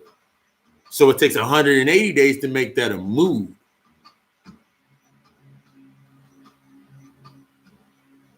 So if their psyche since the beginning has been being molded into a certain aspect of survival, they created a behavior based upon survival. So their whole mood is based upon survival. You listen to any white separatist, the first thing that they're saying is basing on the survival of their race, the pure race. And for them, in the aspect negative and positive, for them being, when they say pure, they mean their space, their pure light that they sustain. So you have to understand that playing on both sides, you have to look at both sides of the coin because that's what they're doing.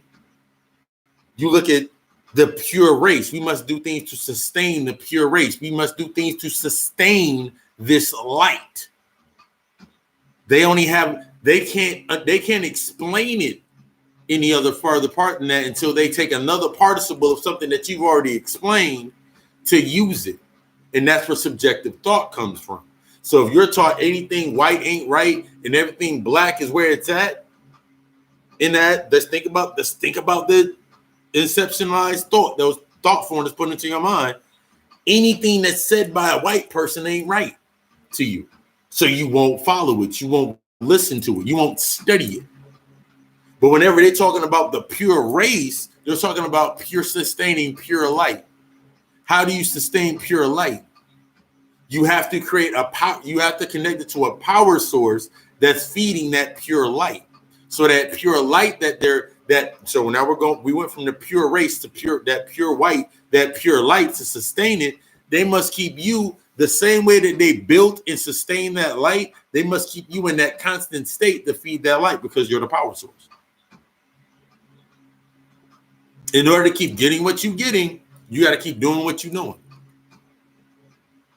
In order to keep getting what you're getting, you got to keep doing what you're doing. That's why whenever you get something different and it changes you and it has you in a different aspect of life, you're like, I'm not used to this. Of course you're not going to be used to it. It's not from the space. It's coming from a space that you have not dwelled into yet. And then you start then this is where the backtracking comes into.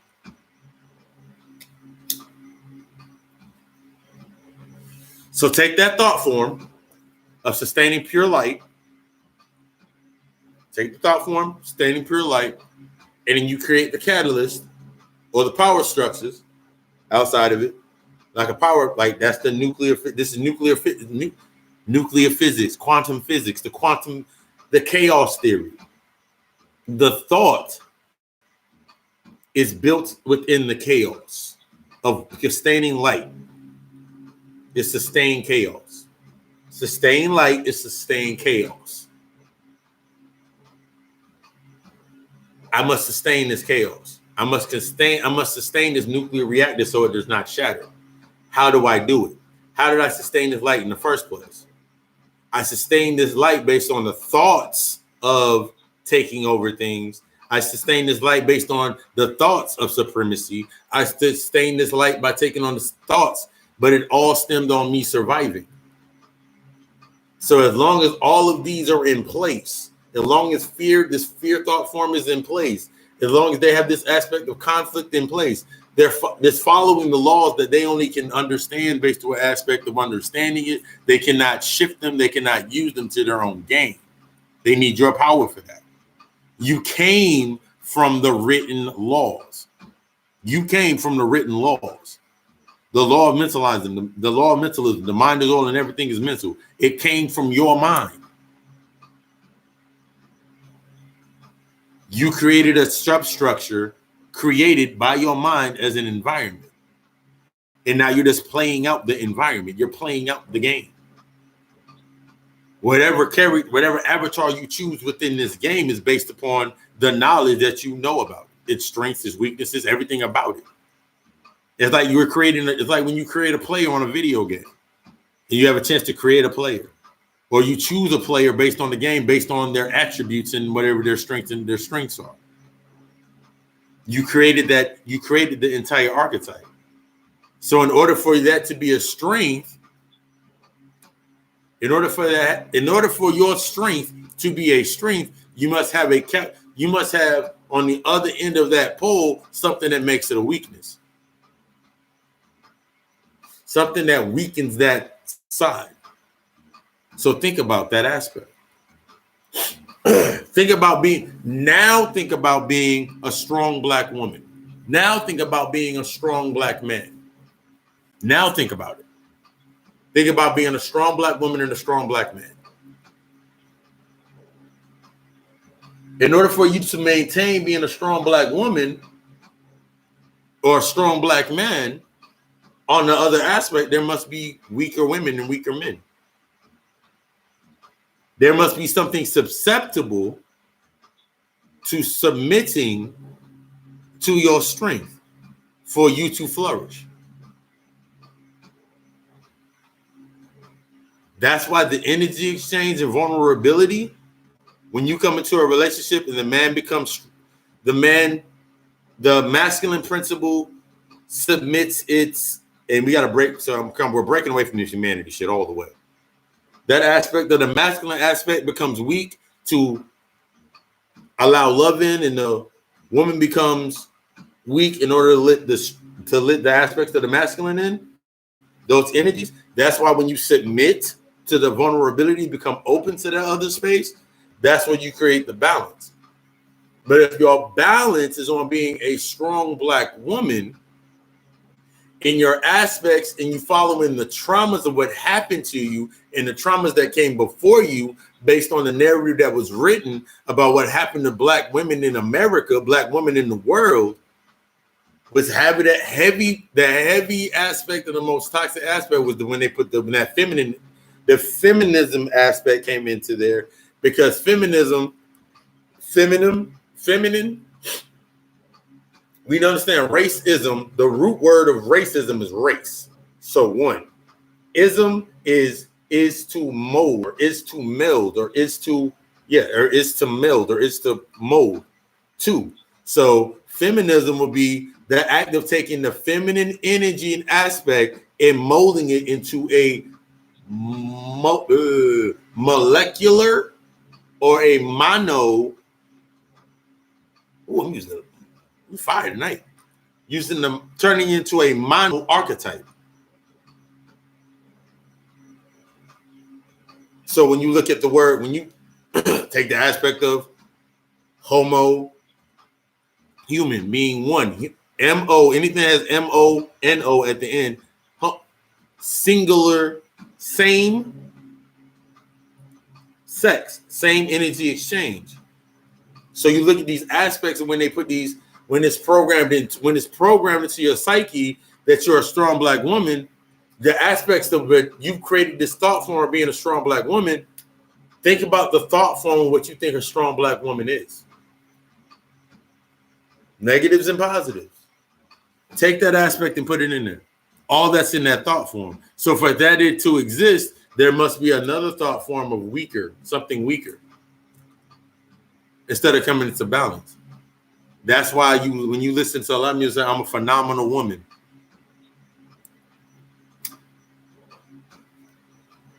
And we understand the aspect of phenomenal, phenom is being, that's part of that being within the more open. I'm a phenomenal woman. I'm a phenomenal man. So you shouldn't say that you're phenomenal. That means you came into the phenotype of all the aspects of your balance of your masculine and your feminine. So you're becoming androgynous. Once you're understanding the balance of becoming phenomenal, that means you're an aspect of great stature. These things, once you understand the balance of becoming a phenomenal masculine and a phenomenal feminine, that's how you become a god. That's the god aspect in the androgynous aspect. You become balanced in both parts. So since you understand, that's where you can say goddess and god and goddesses, king and queen. Because the king has all the aspects of what manhood is, and surveying what manhood is and being with a man in the masculine aspect, and has become a king. Same aspect for the feminine aspect of becoming a queen. So the aspect of saying you were a queen, to say you were something is to shut down. It's the same way of saying that you're grown. I was a king. We were kings. We were queens. We were great. We were this. We were that. We were that. Nah, it's not were. It's I am. Were becomes word makes it past tense. So you were a king then. So everything that was about being a king then, this is where your ego comes into. So you were a king, but you still are a king. But if your psyche still fragments and is still taking in half-ass information, that's why you have motherfuckers walking around. That's why you have motherfuckers walking around looking like fucking Power Rangers. Because you stuck to one aspect and you're not creating a phenotype or another phenomenon that shifts the paradigm. Just having the thought ushers in and opens the door. It opens the door to that energy. But until you create a phenomenon to shift the paradigm, you're still stuck within the same dream or within the same dream space. Because you haven't shifted anything. You haven't changed anything. You've only changed the clothes. You haven't evolved into the new setting. Look at how everything works. Everything is everything. Look at how music is. Down to the way that they dress now in that aspect. They all got the same haircut. They all got the same starter dreads.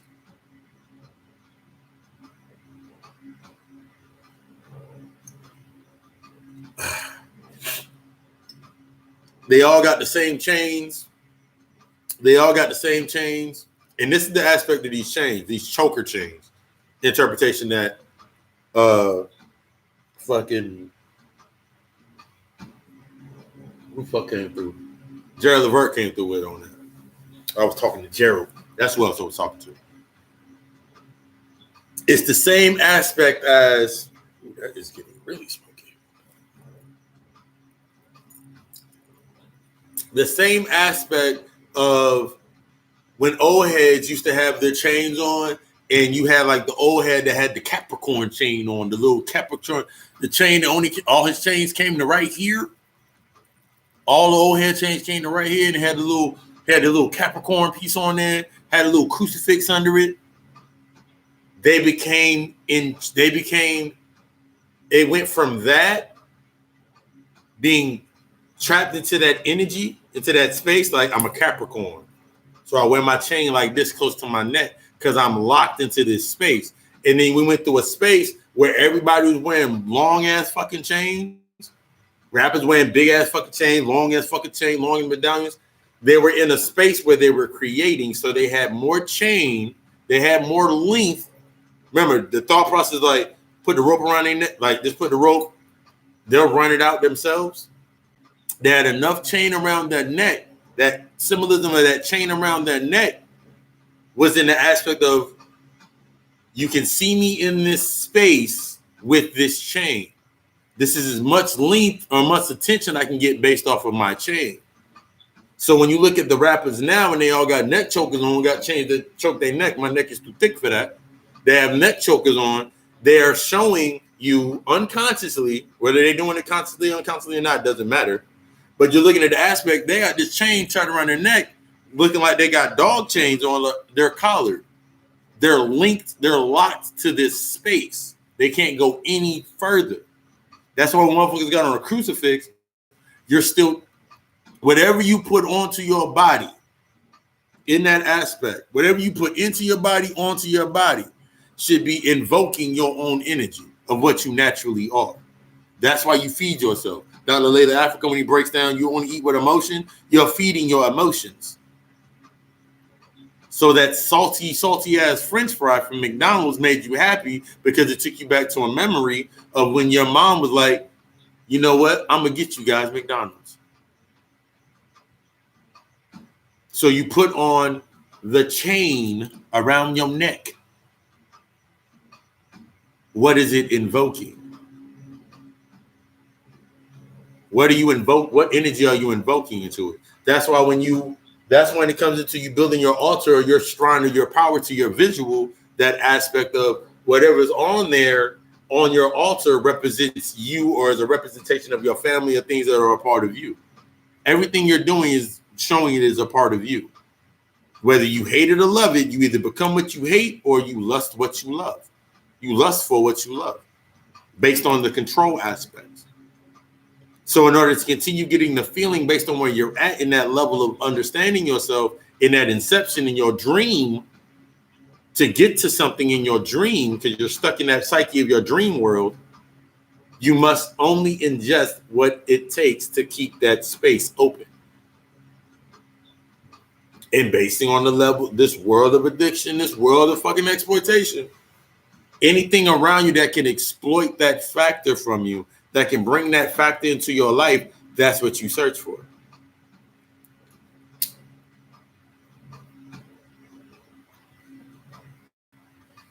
That's why I laugh whenever I see little old Asian ladies with Michael Kors bags that I never seen anywhere else. And I'm like, wait, they make the goddamn bags. They can make anything they want.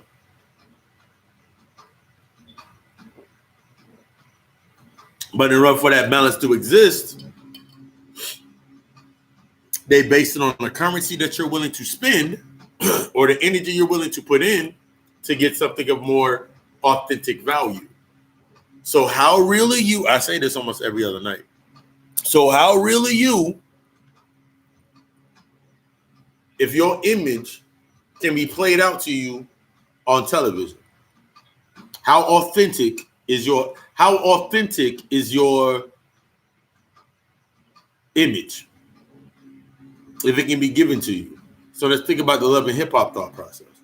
That's why a lot of people, when they come into consciousness and they're looking around, they look for that vibe from where they came from before. So that love and hip hop vibe, that love and hip hop energy, the argumentative, the stereotypes, the embellishing or the exaggeration upon stereotypes and these aspects of these things, looking for war, looking for conflict, is showing that they're stuck in a land of conflict. They're stuck, their mind, their whole psyche is locked within conflict. Since your mind is locked within conflict, you have to constantly look for conflict.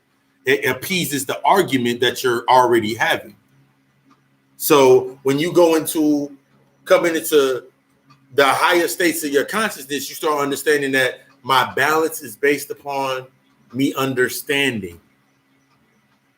But if that energy is flowing down that you're invoking understanding and it's coming down and you're in the aspect of looking into yourself and you're still fighting with yourself on certain aspects, certain traumas that are within you based on your older, your higher self and your lower self, your old self and your new self, that's why you look for the conflict. So you look for the motherfucker that's yelling at the fucking screen like he lost his fucking mind. You're looking for the motherfucker that's yelling at the screen. You're looking for the motherfucker that's yelling out cracker every 15 minutes. But you're taking out of the context of saying what it is. When Bobby Hemmett said the damn cracker every 15 minutes in most of his fucking lectures, the context was breaking you away from the aspect of calling them you're giving them more power than what they were. So an interpretation for saying what a cracker is a flimsy If you put a cracker in water, it gets soggy. If you step on it, if you move it the wrong way, it cracks, it crumbles. So it was breaking your psyche away from the aspect of the cracker having any power over you. That's the aspect of when you say a certain word or you say a certain anatome based on the intellectual understanding of what it is. So take the aspect like this.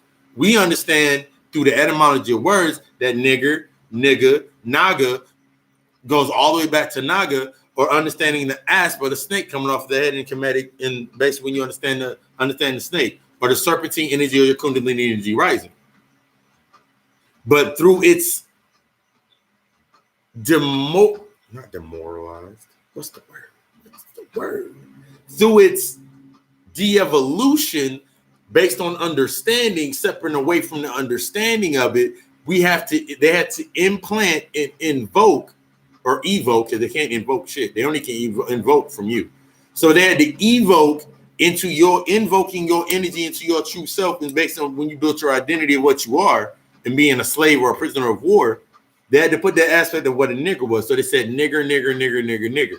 And every time they said nigger, you're a nigger, they always put it towards things that locked you down into what a nigger was. And then when you came out of your intellectual, you've learned just like them based on subject, turning we unconsciously do alchemy. That's where the whole word nigger came from. You took nigger, turned it to nigger, and it said my nigger. And you made it a word that they cannot use. Here's the aspect of the thought form of what the word is. This is how you start reversing it. This is basically goes on. This is a higher aspect of alchemy when you start reversing energy. I would love for a white boy to call me nigger. I'm going to tell you why. Because I know what the word means. My thought form and my understanding of the word and embracing and becoming that power and needing that energy, the same way my dudes can call me my nigga, I can have that motherfucker call me nigga too. I can have him call me a nigger based on the negative aspects, because his negative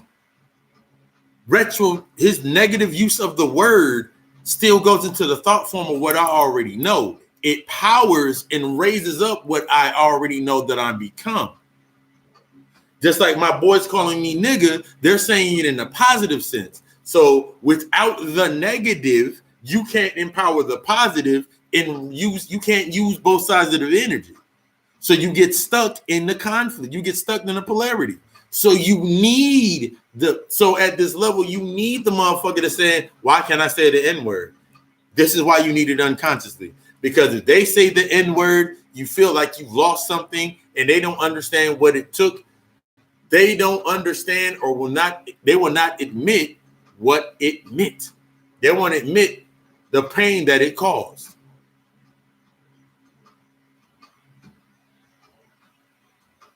Call me a nigga, I'm gonna punch him in the face. Why? It's a word. You know what the word means. You're not comfortable enough in your power to actually reverse anything. That's how you get stuck in the aspect of like, oh, that's what a nigger is. Let's get them niggers.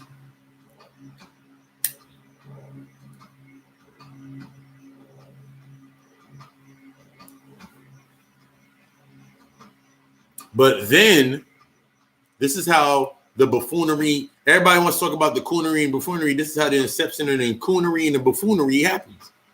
There's always been that coonery.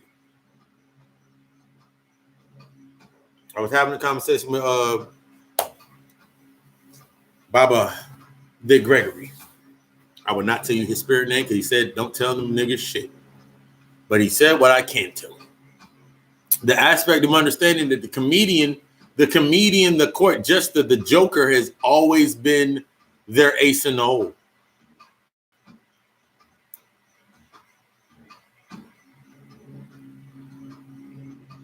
The court jester has always been the ace in the hole. Always been the ace in the hole. Because that's what they can use to program you through laughter. That's why you can have a show. I don't know if that show still comes on TV anymore.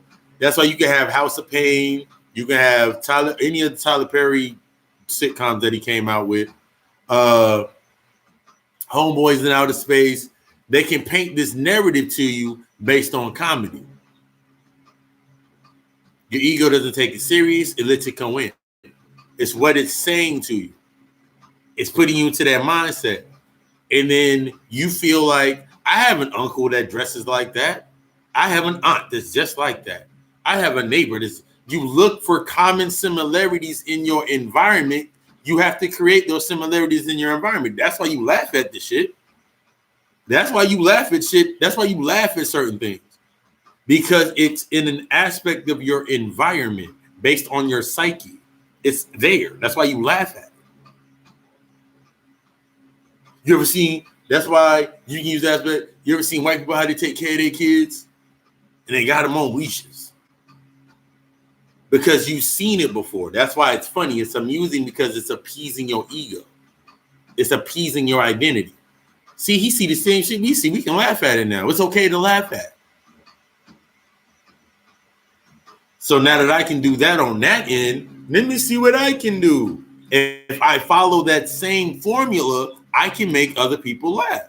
And I can say I can put my topics of discussion into things. I can make, and then this is how they create the class, this classism that they put you in based on humanity.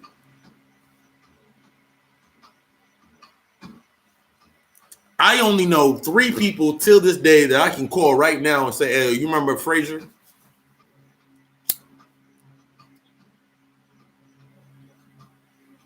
To this day, I just had to say that. But I can call 3 people right now that I know from high school that I went to high school and college with. 1 person in high school, 2 people in college that watched the show Frasier when I watched the show Frasier. Because of the classes, I'm like, nigga, why the fuck would you watch Frasier? That's not funny. It was intellectual humor. It was an intellectual humor. Just like when you watch Seinfeld, it's a dry humor. Because he's doing the same thing, but it's based, all they can do is things based on an intellectual level. And so when you understand this based on intellectual only goes to right here. Intellectual only goes to right here. It don't go past the third eye. Intellectual unlocks this. With, if you have the other part, intellectual invokes the third eye, but your intelligence evokes the third eye. Your intelligence or your higher understanding of things unlocks the third eye. So most people are only evoking the knowledge to get to say, yeah, my third eye wide open. You've only evoked it to open. You haven't invoked it to you. You haven't invoked it to see. So yeah, it's open. Yeah, it's taking in information, but all it's taking in information, if all you're doing is taking in information to debunk something or to shut something down or to make yourself feel right or appease your ego, the power that does come down when you're talking about just the base level of energy coming down, that base, that 40 megahertz, remember your brain's you're scientifically dead at 40 hertz. So that 40 hertz, that 10% of your brain that's powered using your third eye, think about how shallow your vision becomes. Think about the only things you can see are on the physical level. You only can see the understanding of the things on the physical plane. So you only can see yourself as so you only can see to an aspect that the black woman is God. You only can live and exist in the space of the black woman is God. The black man is God. You only can live in that aspect. But to go further, you must separate yourself from what you learn on intellectual to take yourself higher into your spiritual intelligence. So that goes into the same aspect of someone telling me, that's someone looking at, just like the little old lady that looked at me like I was just some crazy black guy in fucking Sprouts with no mask on his face, because I don't need the fucking mask anyway, but that's besides the point. That I don't need that mask anyway. Her negative That was the shit. See only certain understanding at a certain point when you get certain shit, I'm putting that on a shirt. Hope I'm gonna respell Seinfeld though. But taking that aspect of yourself, going into your high aspects of yourself, you need that negative energy in order to understand the will to move to your positive balance. That's what sets the spark. You need that spark to create. You need that spark to create the chaos for you where you create from. Because if you don't have it, you're not doing anything. You need that constant back. You need that down here on this level. They need that constant back and forth.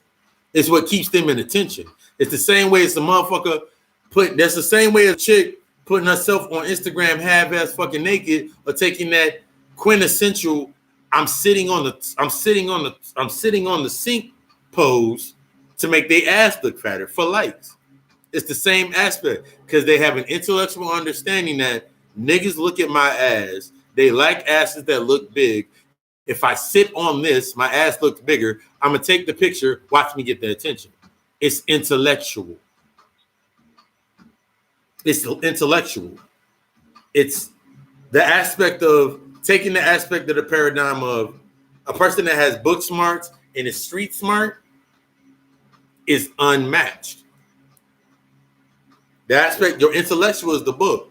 Your experience is what your experience is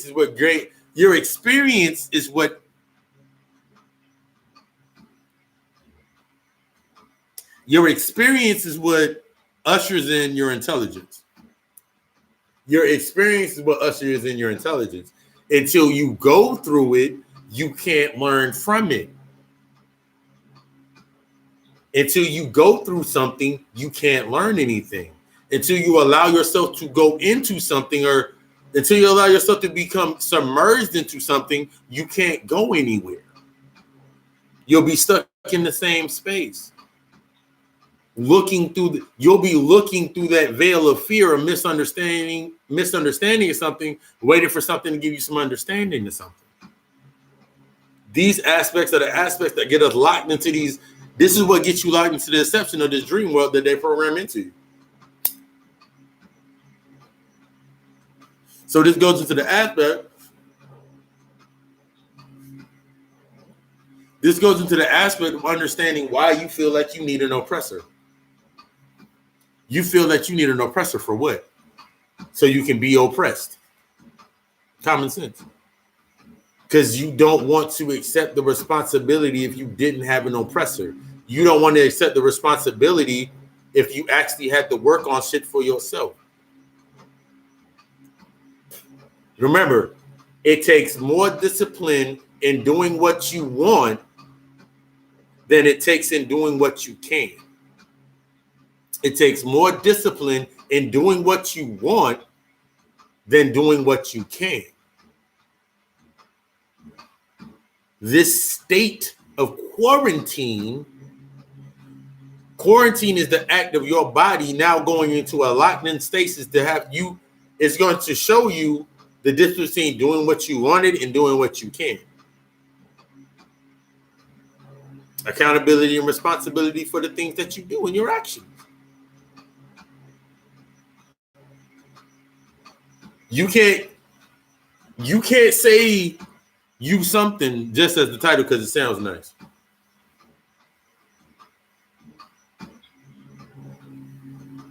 You have to live, eat. You gotta live, breathe, eat, and die spirituality. Die consciousness. Die your awakening. Because you're gonna go through an aspect where you're living in this aspect of your consciousness, and you're eating, and you're breathing, and you're existing and living at that level of consciousness, then that part has to die off because you have to go higher. That's why you got people that right now, nowadays, they're fucking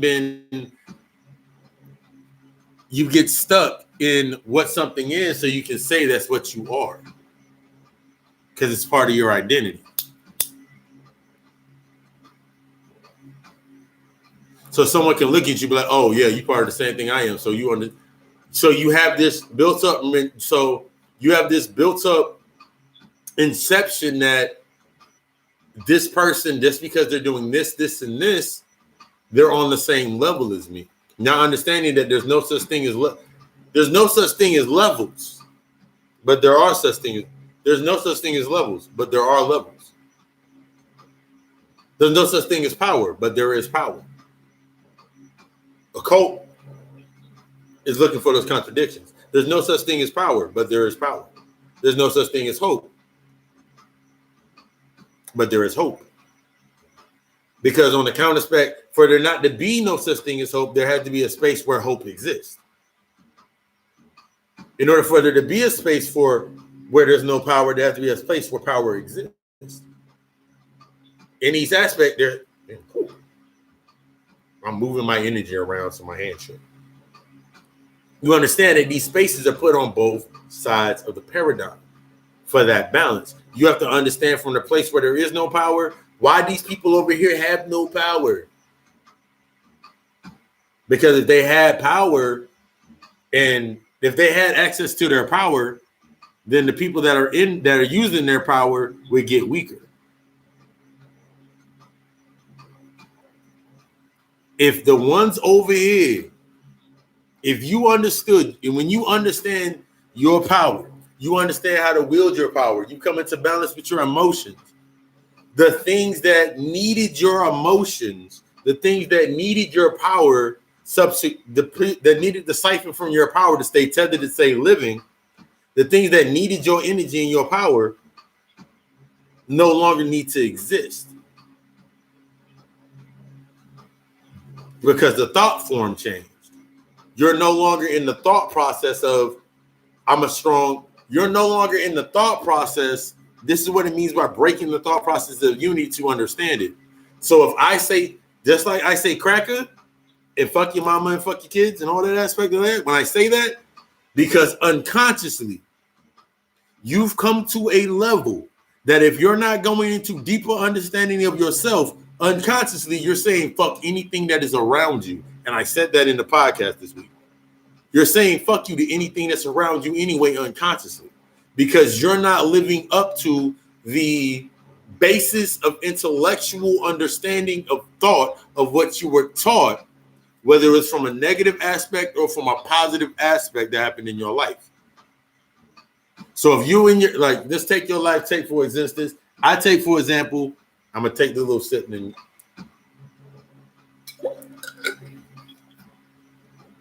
take for example, oh no, I said existence. Take for example, you went through,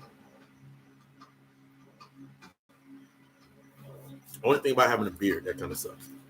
But take the aspect of your mother did something that you said you would never do to your kids, or your father did something that you said you would never do as you get older. If you are attached to what they did based on the trauma that it caused you, when your emotions come up about that trauma, it triggers. When your emotions come up and they go fucking berserk, or they open up, it's based off of, it triggers that trauma and that memory of why you didn't want to do that in the first place. But when you're moving into the higher realm of yourself based on changing your psyche to open your psyche up, when it happens, when something happens and you're taking it into the aspect of learning from it, what it is, and you become open to it, your psyche now healed. Your psyche now this is what it called when you're healing. Now your psyche is healing. Now the aspects and the things that you're running away from, remember, you don't understand why it happened, you're going to do it anyway. So energy draining acts, second.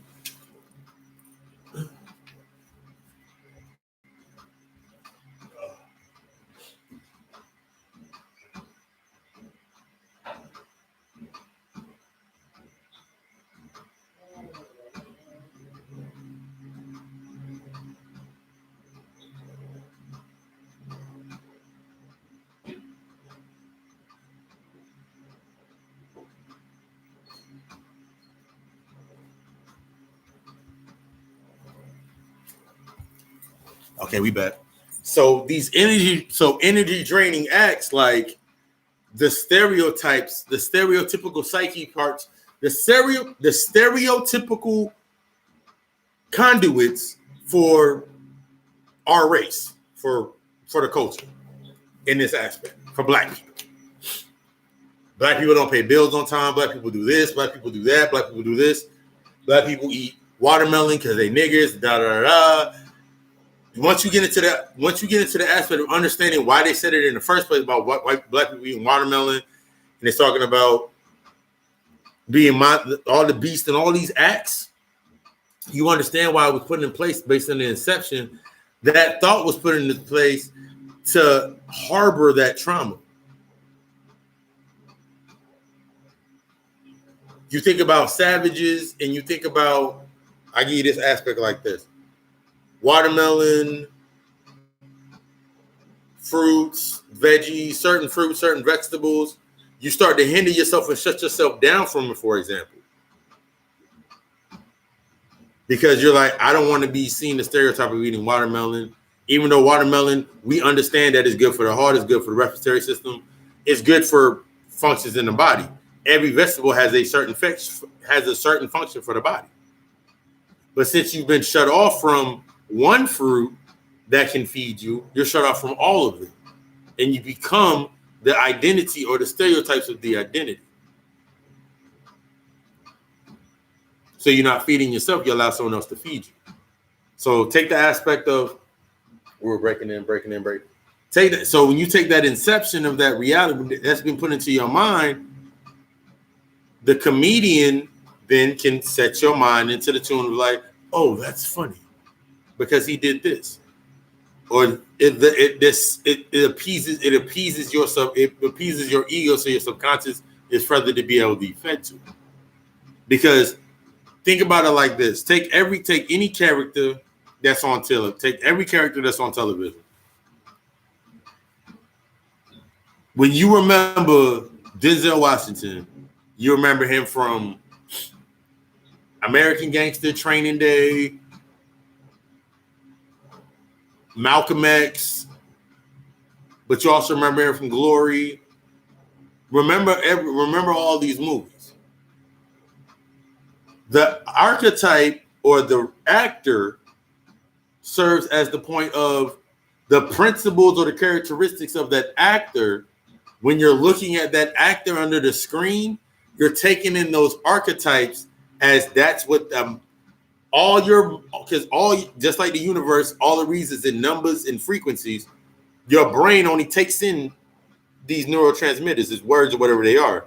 So you see Denzel Washington, your mind's already programmed. He's a black man. So think about what gets programmed into your head of him being a black man. You looked at him in Glory, he was a slave. You looked at him in that other movie with Eva Mendes. He was engulfed with his work or whatever. He cheated or did some shit. You look at him in American Gangster. He was selling drugs. You look at him in what's the other movie? I just said it. Training Day. He was a crooked cop. Look at these aspects, even when they use senses of authority, because a cop is a sense of authority. So look at this. Look at the subject material when they say the sense of authority. This is how they keep their power. This is how they keep that. You keep them in the power. The only way that you've ever seen a black cop is that every time you've seen a black cop, they were always in some crooked shit. There were always something crooked with it. Every time you've seen a black cop, something was always crooked about them. They were not going against the paradigm of authority to base what a normal cop is. So they programmed that into your mind through the black part. You accepted the black part. You accepted Denzel Washington in Training Day. You accepted Alonzo. You loved Alonzo. You hated that this nigga got shot, and you loved that this nigga got shot in the movie. You saw both parts of that. So take the aspect. Now you look at a white cop. When they show you a white cop on TV and they do something crooked, that's already programmed into your psyche. But how was it programmed into your psyche? It wasn't programmed into the psyche of the white man being the bad cop. It was programmed because of the black guy being the bad cop. But that showing you the black guy was a bad cop in one movie based on your psyche, it blocks you away. Remember, someone's always refracting, blocking you away. So now you're blocked away from the aspect of they're both in a uniform playing into a script, playing into a play. What is the original aspect? What was the original aspect of law enforcement? They were to catch prisoners of war. They were to catch slaves. But what was the original? Because there's always been a sense or a fraternity based on guarding something. Before there were cops, before they were slave catchers, they were knights. So let me give you the aspect of knights. So I give you the Knights Templar. I give you King Arthur and his court. I give you all of these knights. Let's go further back. This is how you start streaming and taking this information in to understand the interpretation of how something was switched based on the intellectual understanding of it. So go back to the knights. The Knights Templar. They were this, and this. Before knights, what was before knights? Magi's. Magi's were the spiritual aspect of what a knight was. They used their magic. They understood sorcery. They understood alchemy and used it into that form based on their understanding. They were disciplined within those acts. So, damn, there were Magi's. And then my man broke that down earlier about the Magi's, when Magi breaks down into. But you take that Magi, okay, cool. That's where that source came from. So there's nothing wrong with Magi's, because that would mean there was everything is automatically going to come back to you.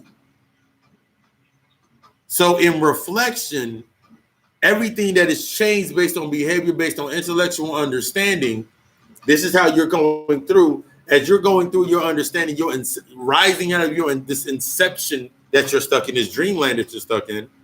You're going through the knowledge and the basis of understanding every level and absorbing the information at every level. You're always serving your higher self to become your higher self. Everything outside of you is a example of you understanding your higher self. So what is used upon you, it takes you into the aspect of why are white people so bad? Like, I look at it, I always laugh every time I look on Facebook. Someone always puts up something about white people being thieves and all that shit. And I laugh. It's always funny because there's always one white person that slips out of nowhere and says, I really wish we stopped talking about this.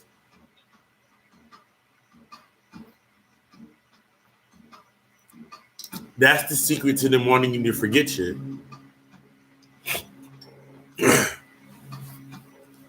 They tell you to forget because you believe that you're grown and no one can tell you anything. So you're not open to reversing the energy of whatever happens.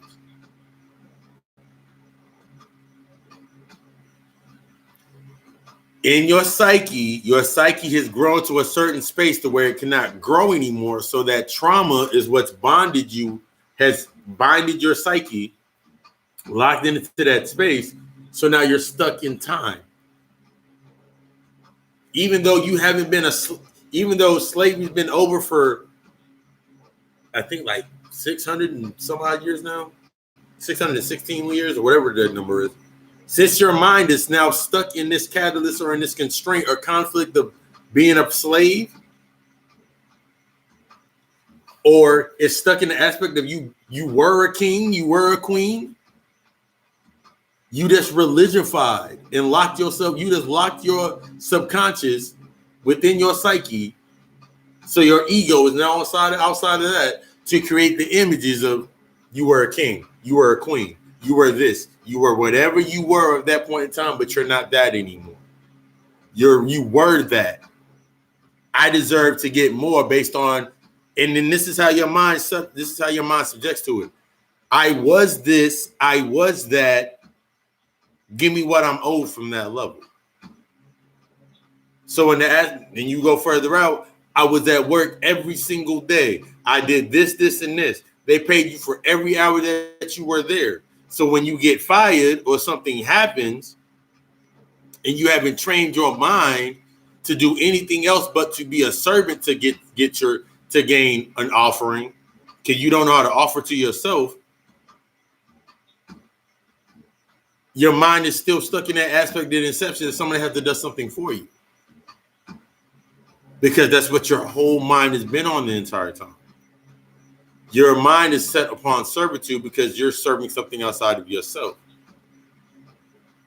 You get power from something serving you because you were taught that's the only way to get power, and for something to serve you.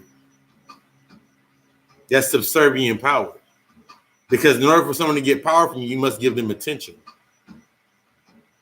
In order for something to get power from you, you must give them your attention. So in order for any white man to have any power over me, or anybody for that matter to have power over me, I have to give them attention. How do they get my attention? Based on their behaviors that they've created for themselves, based on the psyche that they've created for themselves. And if I respond emotionally in an emotional imbalance, I can't see through the smoke. I'm very good at seeing through the smoke. I'm very good at, I've removed the veil. I can inhale the smoke. So when somebody says something, my mind has been trained to take in all the information and read it and download it and read it to deeper understanding of the person themselves. What are they saying? How many times are they saying it? When are they saying it? Where are they saying it? Where is this coming from? What conversations have I had with this person in energy transfer? What are they comprehending about? What are they saying things based on clear comprehension, or are they saying things based on trauma? A lot of the things that we say or that are said are based upon trauma. You still hurt. That's why the white man is evil. That's why the white man's the devil. That's why the white man's a demon, because you're still hurt somewhere inside of your psyche. Because you're giving them power to words that don't even exist. You're still activating thought forms of definitions that are not true to the definition of the word, what it actually means. So the same way you sit there and say a nigga call me a nigga, if a white boy call me nigga, I'm gonna smack him across the fucking head. Go ahead and do it. Who's stopping you? But when you invoke that type of energy, you must accept everything that comes with it. They know your response is going to be physical based on the behavior. They know your reaction is going to be based off of the emotional behavior. So you can't break the behavior in yourself. That's for the behavior is still apparent in them. Their behavior is still apparent in them because you can't break your behavior. Your behavior needing something to show you something or to bring something to you is the reason that in their behavior, they still have power over you. Because you need them to admit something. I don't need anybody to admit anything to me outside of me. I don't need no one. Why?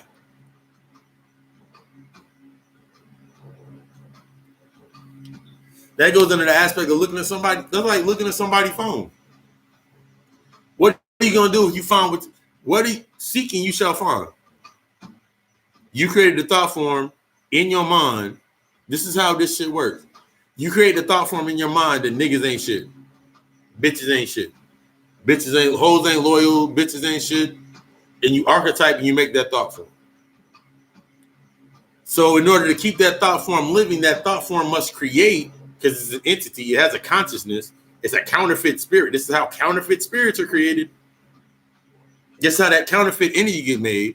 It's a part of you. That's how it's counterfeit, because it's a copy of you. You're the carbon, you're the melanin, you're the soul. It's a copy it's a copy, meaning it doesn't have the original component. It has parts of the components to make it physical, but it doesn't have the power, so it's still connected to you.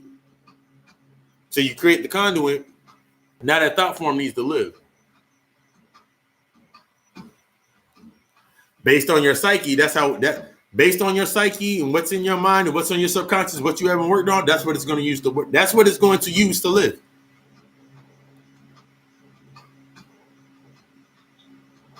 So you're not taking responsibility for the things that are happening in your life.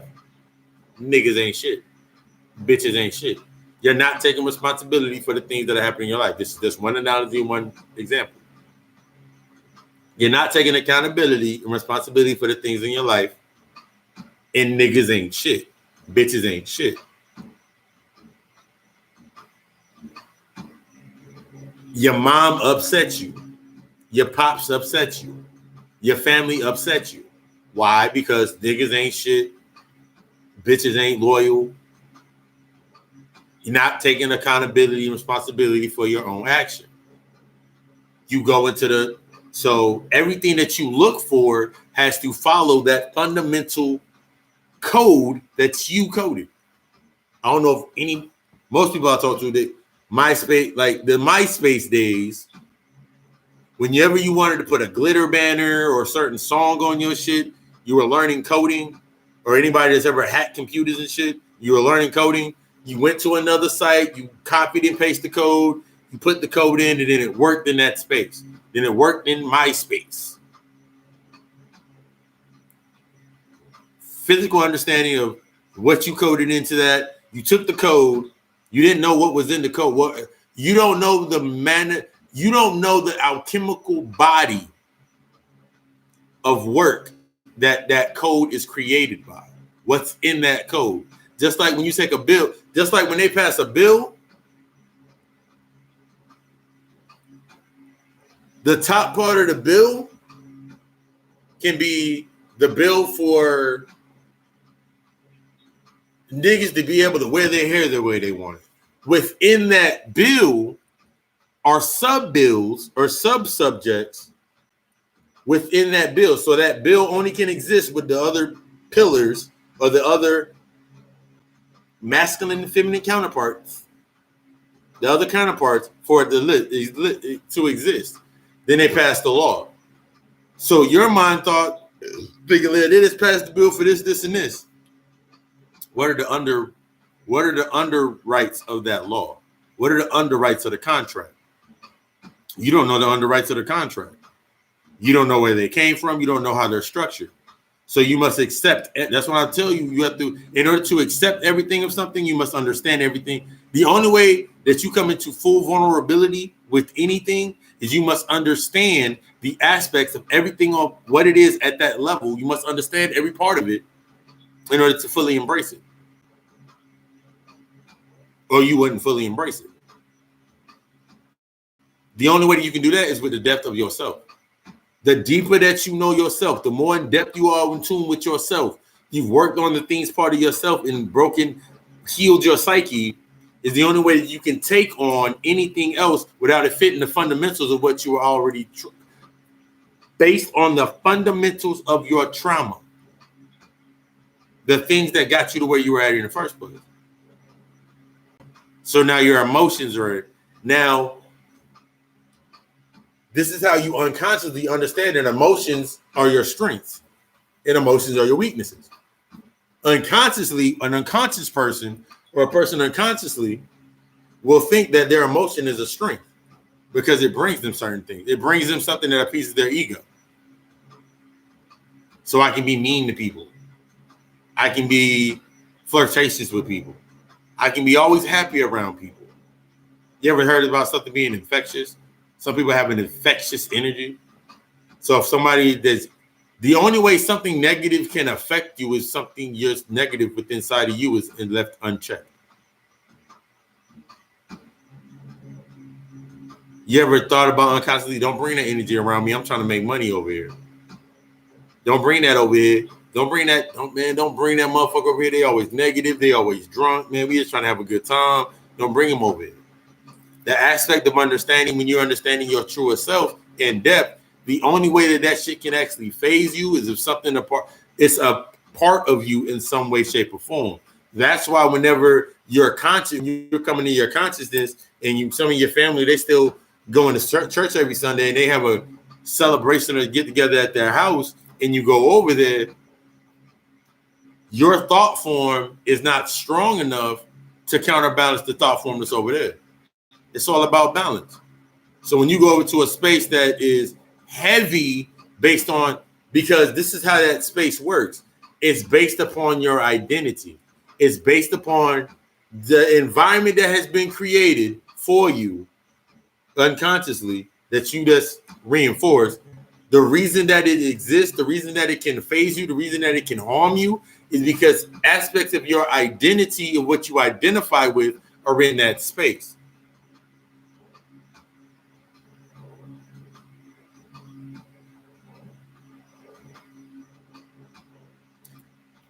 Give you something to think about. You ever notice that a white person that feels like they're intellectually in tune, they'll say some shit like, they're not black, they're African Americans. They're Americans just like us. It's the undertone of unity. You'll sit there and be like, yeah, we're African Americans. You'll agree with it. The thought form of being an African American. Because he accepted it. Now that it served a purpose to your argument. I'm an African American. I don't be accepted as African American. That's why you're waiting for something outside of you to say it so you can believe it. Because you don't believe it. You want some, so these aspects of these things based on spookism, because spookism is still rooted into a lot of people's minds and thought in that thought form. That thought form of spookism has everything from darkness, everything from evil, everything from witches, everything from Satan, everything from every aspect of something that can be something. It's all within that spookism thought form. So when you become into that spookism thought form, and you're not learning how to structure and pull energy from the spookism, I can pull energy from the spookism. I can pull energy from any thought form. So I pull that energy from that spookism, and that negative anatone allows me to charge. This is the reverse part. It allows me to charge and do it to continue doing what I'm doing based on the construct of that's why I don't need to go over there. So when I go into a space that my family is talking about Christmas, and my family's talking about Christmas, my family's talking about this, and this, and praise Jesus or whatever it may be, I can go into that space. Because now this is the act of being divinely protected or spiritually protected. This is the aspect of being spiritually protected. When they say I'm spiritually protected. Because every time I was going through these spaces, I was always spiritually protected. That's why I could go through these spaces and it would never be no harm to me, to the aspect of like, oh my God, I'm hurt, or oh my God, this happened. I didn't feel the weakness because my emotions, even though my emotions would be raised or my energy could be spiked and put into emotion where I couldn't control it, rage or whatever it was, I still was protected. I never went too far based on the catalyst of not being what I'm supposed to be doing. So the aspect of somebody perfecting or dying, you only can go to a certain point. And like you say, the aspects when you look at the boule, or you look at the bulls or whatever. Look at the queens of spades. The black women that like to be ravaged by bulls or black men or whatever. And then you look at Pornhub. Got a whole section on that shit. But it's because you accepted one part. None of it's bad under that bill. None of it's bad under that law.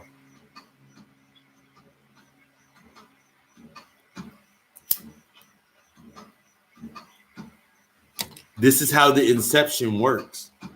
This is how motherfuckers can keep you locked down into certain aspects of certain things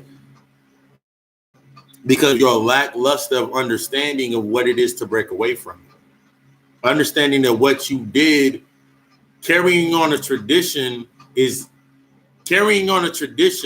what has black people stuck in the first place. Because you look at a tradition, changing certain aspects, but keeping it whole and where it's at, you're not creating anything. You haven't created any new rituals, so you circumvent from the same power. You circumvent from the same thought form. So it doesn't matter. It doesn't matter how much you know about Chris. It doesn't matter how much you understand Christmas and Saturnella and Santa Claus and Colostrum, the land of milk and honey, and Joseph and Mary, and the River Jordan is the spinal column.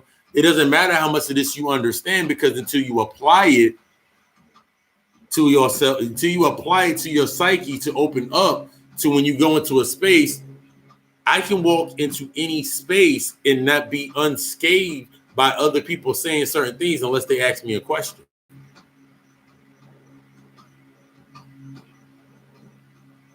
But there's layers to it. So the layer to that is everything that I do, everything that I evoke, everything that I put my energy into, I invoke myself into, it causes exactly what it needs to cause. So a person that's not ready for it is a distraction. So a person, they become argumentative. Their anxiety kicks in. Their emotions going up. Their emotions go into an unbalanced state because they're not used to that being said. They're not used to that type of rhetoric. They're not used to that type of word. They're not used to those definitions being used in that manner. The best thing you can do, best thing that I've come to be able to do in dealing with anybody that's in that level, they're in that the good old Christian phase. The best thing I can do for my people, because people don't call them their people. The best thing you can do for them is live you. Don't say a word. Live you. Live you. Be you. Because in being you, because in being yourself, in being you,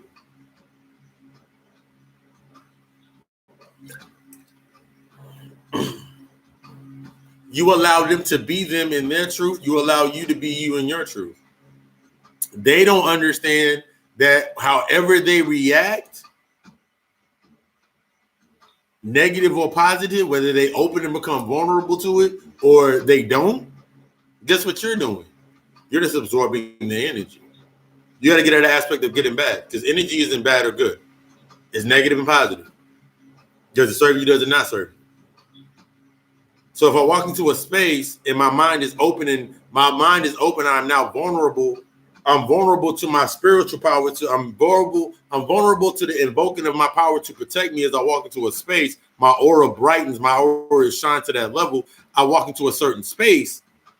When I'm standing there and a motherfucker starts spouting off about Jesus is the Lord and Jesus is this and Jesus is that, I have one fail-safe way to shut them down. You're right. You're right. And I can just walk away. Because me saying they're right, it shuts off any chance of any other energy transfer. Because right there, when they're speaking that to me, the energy's bouncing off of me anyway. The only way the energy gets in is if I engage into the argument. I engage into the conversation. You're right. Walk away. The only thing they can do from there is try to come at you in some other way, shape, or form. Because 9 times out of 10, motherfuckers are looking for arguments. People are looking for arguments that match the arguments to match the algorithms of the arguments that are already inside their heads. They need the attention.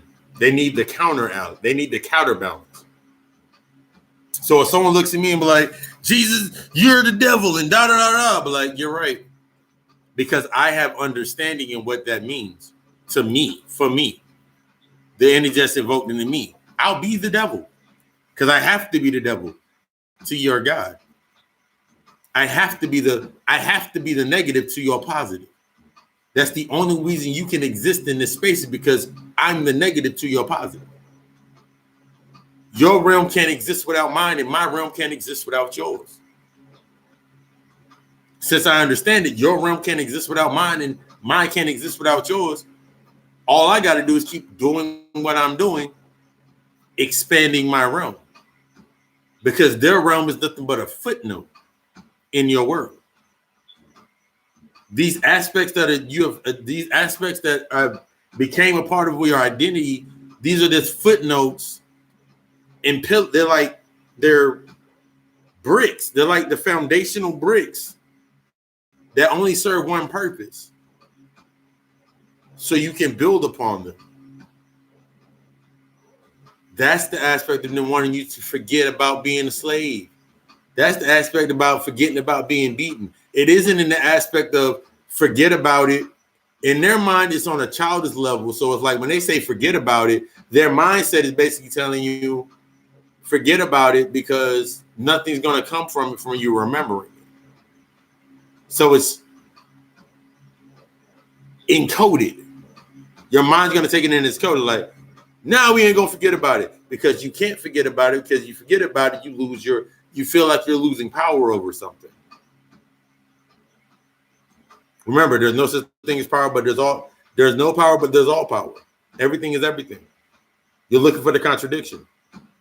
You feed based off of the contradiction. You feed based on the contradiction being there, but to link the two together, you must understand the contradiction from both ends and where it leads you.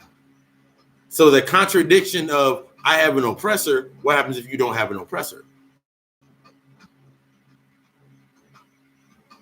I don't have an oppressor. Nothing can oppress me. Nothing can stop me from doing what I want. How do I keep on doing what I want? By disciplining myself in the aspects of things that keep me in alignment and keep me balanced and focused in doing what I want. How can I do what I can? If I do what I can, I have to have an oppressor, because an oppressor outside of me telling me I got to go to work every day to pay my bills.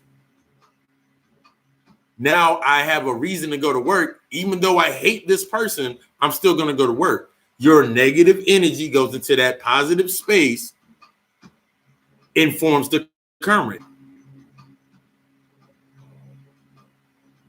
So you created the environment. The more and more you do it, the more and more you create the sustained environment. You're trying to sustain. I've said that before earlier.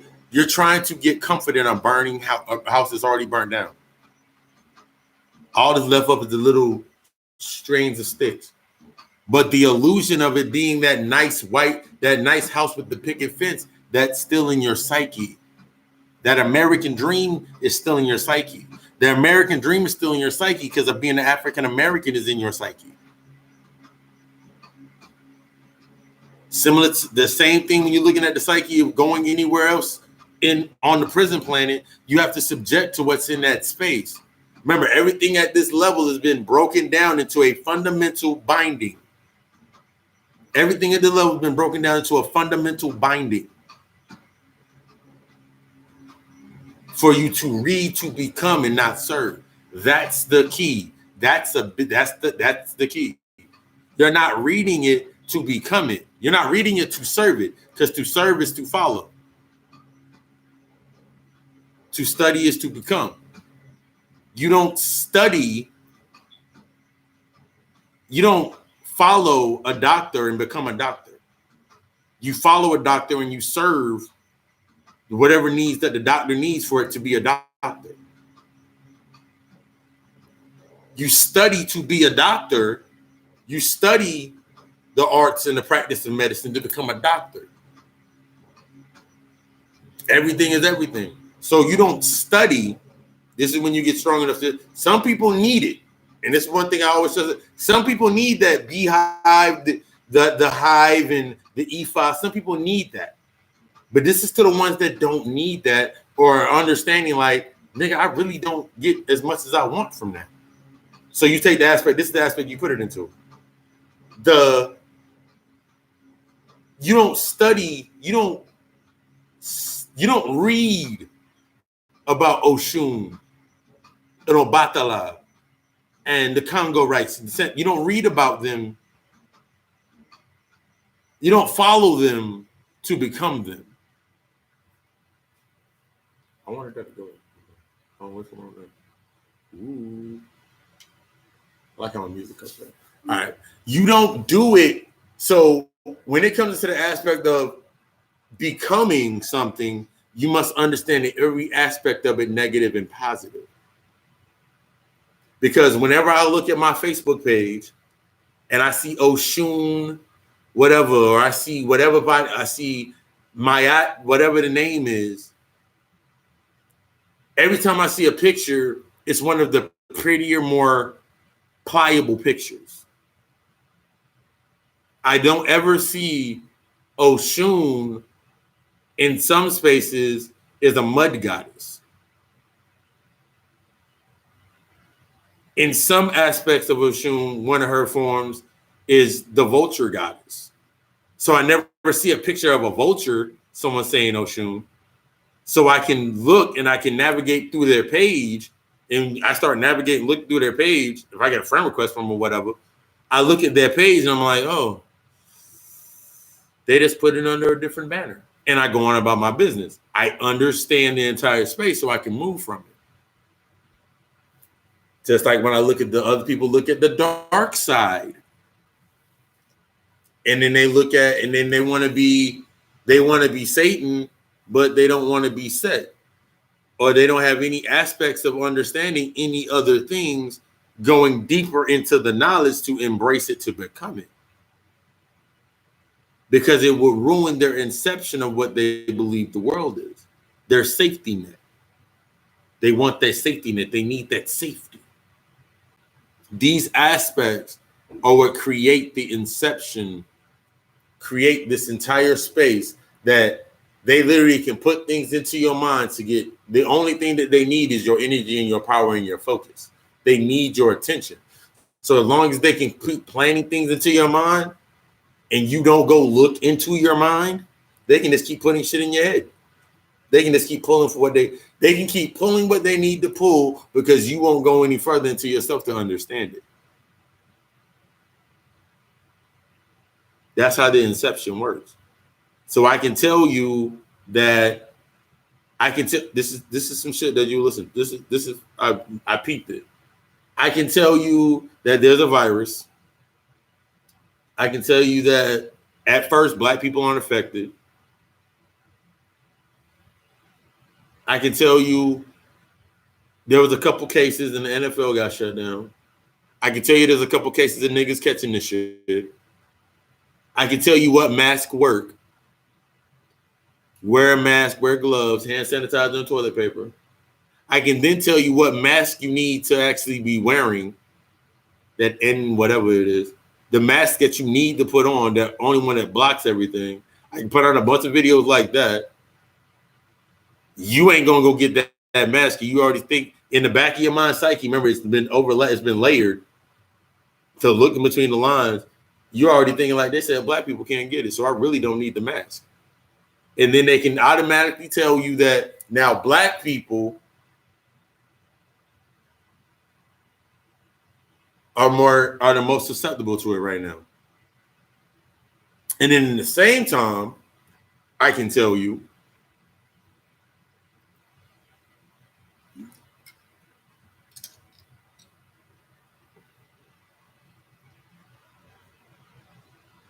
the health conditions of Black people, hypertension, all these things of all these oogie boogies, hypertension, high blood pressure, heart attack, stroke, these leading cases in Black people. So I can reiterate that fear, that thought form in there.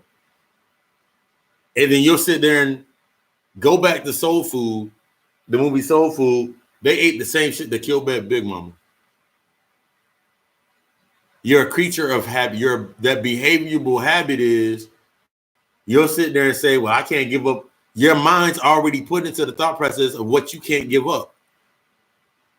I can't give up this. I can't give up this. I can't give up that. You've already programmed it into your mind.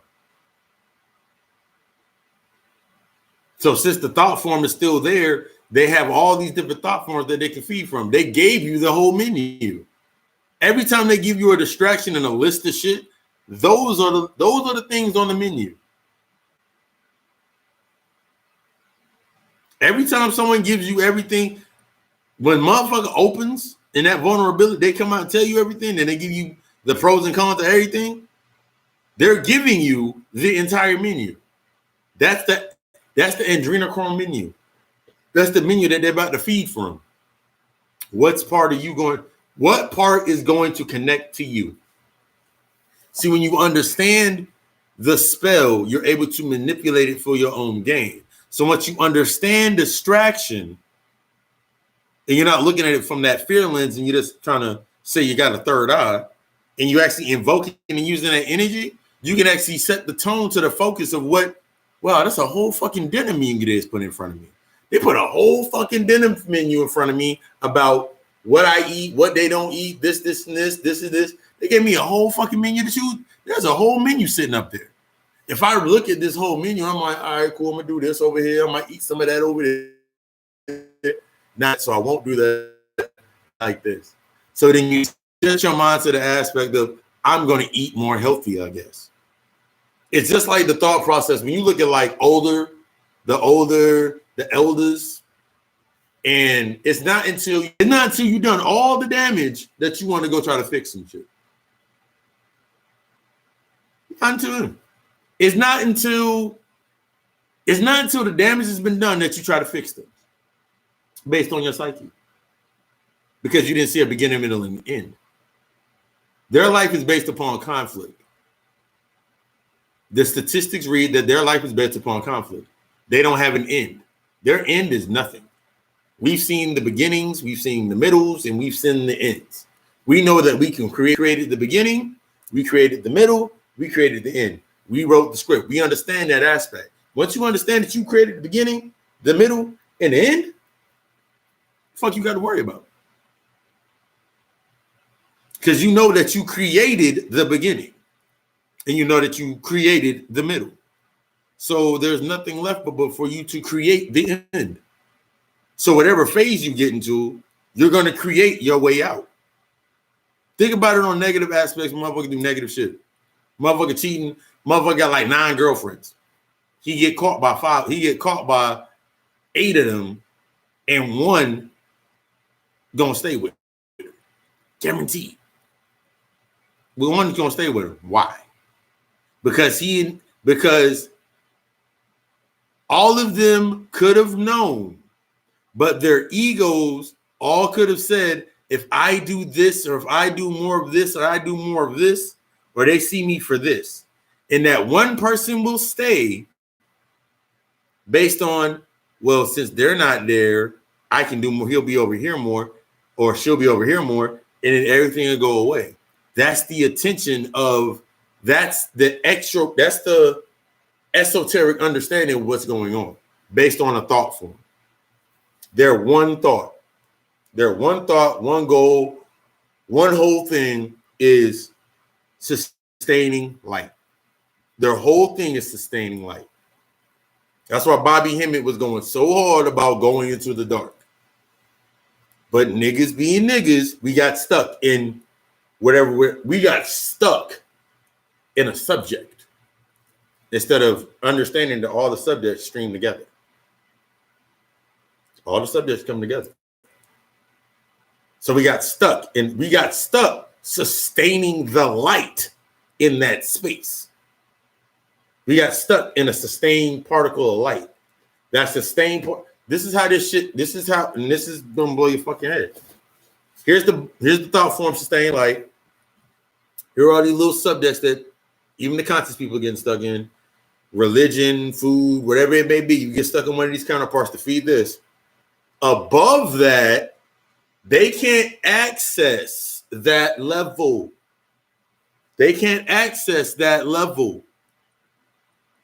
Only something of equal can access that level, which means the thing that is stopping you is at the same amount of power as you. The thing that is truly stopping you has the access to the power that you are. Remember, as above, so below.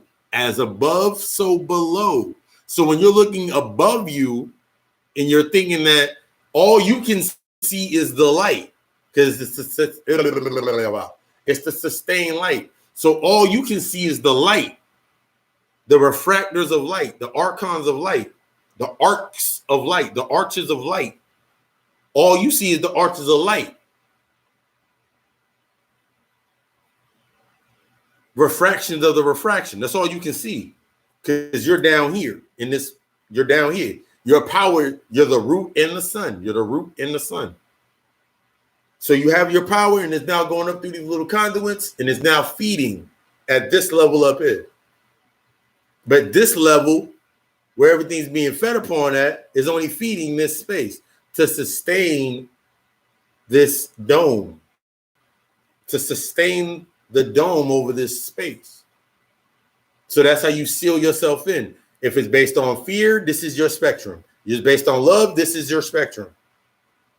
So if it's based upon fear, it's based upon thought, lack of understanding, this is your wall. This is how big you'll go. If it's based upon love, understanding, compassion, this is how vast you become.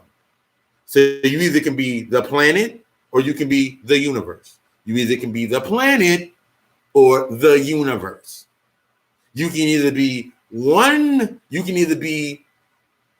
an Aquarius, or you can be all of the zodiacs. These are the things that these are the things that'll lock you into the inceptionalized thought of thinking that what you're saying is right, gets you stuck on back and forth, making up arguments with things that really don't make any sense. That's what it boils down to. That's the aspect of understanding what it boils down to. Until you actually, that's why I stress it's always important. You got to get to the mind. You got to get to the root of it first. You got to work those roots, because until you work those roots, you're still going to be stuck. And the thing that can bring you discipline, can bring you so much harmony, you're not going to look for it, because you're going to look for the easier way out based on the control of negative or positive. Does it serve me? Does it not serve me? But this serves me, and this serves me, and this serves me. Instead of it serving you, and in the aspect of it serving you, that means you have balance and dominion over it. My emotions serve me. My critical, when it opens up to invoke my spiritual, the aspect of going to that higher level, that higher arc of myself, my rational reason and thinking and logic help me tap into my clairvoyance, my clairambience, my psychic abilities. These help me tap into my psychic abilities. I'm open because I'm balanced across the board. So I'm not using this one or the other. I can use all of them in tandem, because that's what they're meant to be used as the entire body. This gives you control over your own. But in order to have that much control, you must accept the responsibility of having that much control. In order to understand what it would be to be responsible by that much ability, you have to look at the things that are around you, showing you what that example may be. What an example of the lower and what an example of the higher is. If you accept it like this, this happens. If you accept this, this happens. You have examples all around the time. You just have to become vulnerable to the information coming into you, and understanding that it is energy. And understanding that it's energy, guess what you do with the energy? You know how to manipulate it. You know how to, the negative, use it to charge your positive, the positives to charge your negatives. This is how you win. This is how you step to the next level. This is how you overcome death. You got to go through it you got to become it. You got to become it you have to study it in order to become it, not follow it. You have to study it to become it. That way you understand all the aspects of it, so you see where it works for you.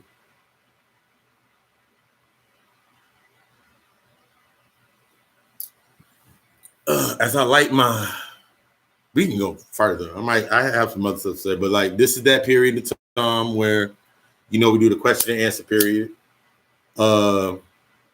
If you have not tuned into the God Hour podcast, it's available on 8 different platforms: Spotify, iTunes, Breaker, Anchor. Got recorded off Anchor.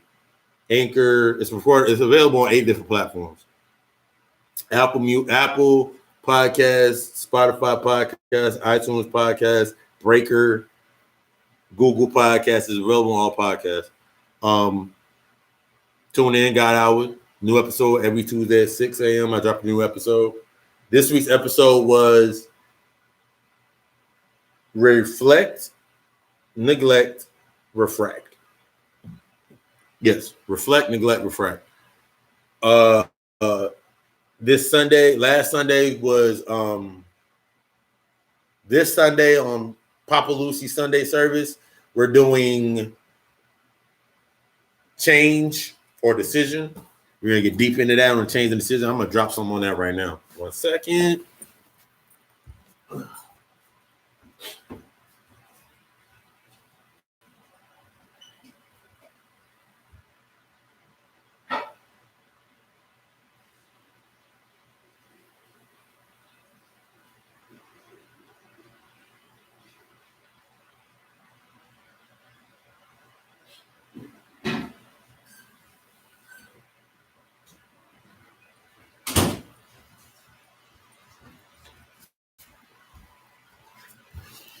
Your decisions,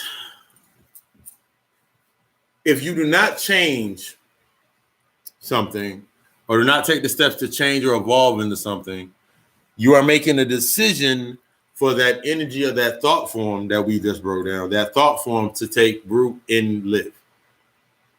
So if my mindset is on the thought form of sustaining this light at this space,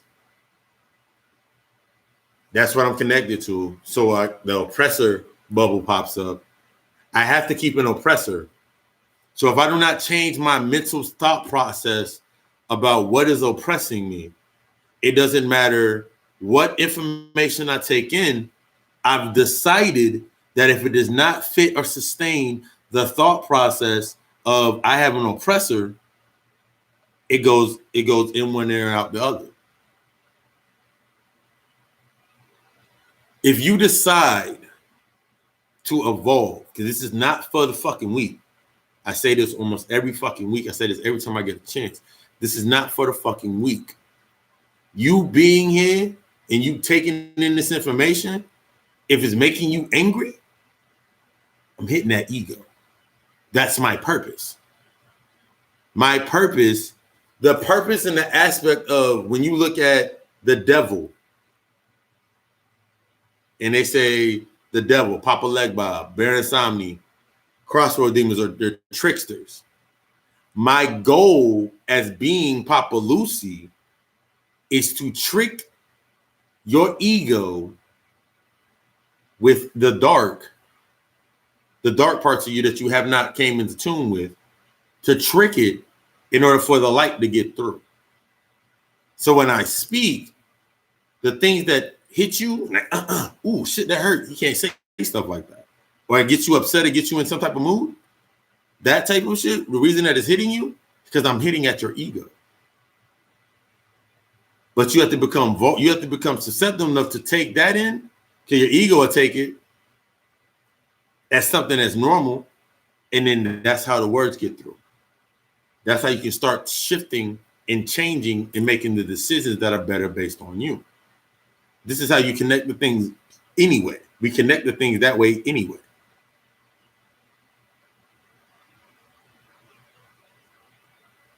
Allowing the inception of a dream to hit you in your head. But oh yeah, before I get that, I almost forgot. It led into this change in decision, this service, this talk we're gonna have on Sunday at 1 p.m. Sunday, 1 p.m. Eastern Standard Time, Papa Lucy Sunday service. I have not started streaming it. I'm gonna start uploading the videos that I do on Sunday service on Facebook to here. I'm also opening up my Patreon for future references. But one thing about when I remember when I started Occult Alchemy. Occult Alchemy is my clothing imprint that I started. When I first started Occult Alchemy, my inspiration was when I looked at Nagesh streetwear and when I looked at Red Pill streetwear, like Red Pill's gear. And I was like, yo, I can do that. I can put those prints on shirts. But the stuff that I was studying at the point in time, I could easily put those parts on shirts. But I just got into the aspect. I just got into the deeper parts of the occult and breaking it down.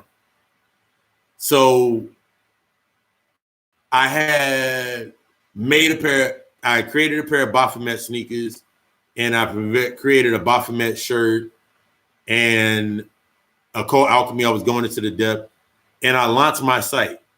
I was going to launch the site, and I shut it back down because I wasn't comfortable enough subconsciously in myself, even in doing this is major shadow work breakthrough. I was like, what if somebody doesn't like it? Because somebody put the thought form in my head, like, you sure you want to put that on the shirt and put it on the site? And in my mind, I was going, like, nigga, I'm an adult. This is adult clothing line. This ain't for kids. This is for grown ass men. You'll understand it when you look at one of the shirts on the clothing line. But I was like, oh shit. Maybe I shouldn't put that. Maybe I shouldn't put that on there. And then I thought about it. Just Tuesday I finalized it, and Wednesday I opened up Occult Alchemy. Occult Alchemy at myshopify.com. That is that's the link to my store. Occult Alchemy at myshopify.com. I'll have the link in the description. So you can go back to this video and look at it later. It's also on my Facebook, Instagram, where you follow me on them pages. Some of y'all already follow. But the aspect of me putting together my clothing line, I was comfortable enough to put out the fabric that I've already studied. So I'm comfortable enough to put out the fabric. Just like when I do a lecture like this, my earlier lectures, if you look at my first lecture, my first actual Friday night lecture, it was nothing like this one. Like the lighting, understanding all these aspects, the set up the light and set that tone and that mood, it was nothing like this. I remember like, I want to record it and I want to make it dark in that ambience, getting into the dark of the mind. And my first video was the reaping. I did it on 9/13/2019. I've said this story before. And I had my laptop, I had it sitting, and I had a lamp, and I sat it there so the light would be on me, and I got enough of the light, and it was the most dimmest video I ever did. But it was my first time stepping out of that darkness to actually create and actually speak. As I went through the lectures, I changed the lighting in one, I changed this another. I noticed as I was changing certain aspects of how I was delivering and setting up the visuals, I noticed as I started doing this, my content started changing. How I was saying things started changing. I felt more comfortable in certain things. I felt comfort in the discomfort of what I was saying. I was going deeper into the subjects until it was the reaping, entertaining with siphoning. I think when I got to the sex lecture, my sex lecture, which is like the highest one because I put the word sex into it. And when I posted it all over Facebook and Instagram, it was like one of the first videos I actually learned how to edit. Like it's one of the first images I learned how to live edit.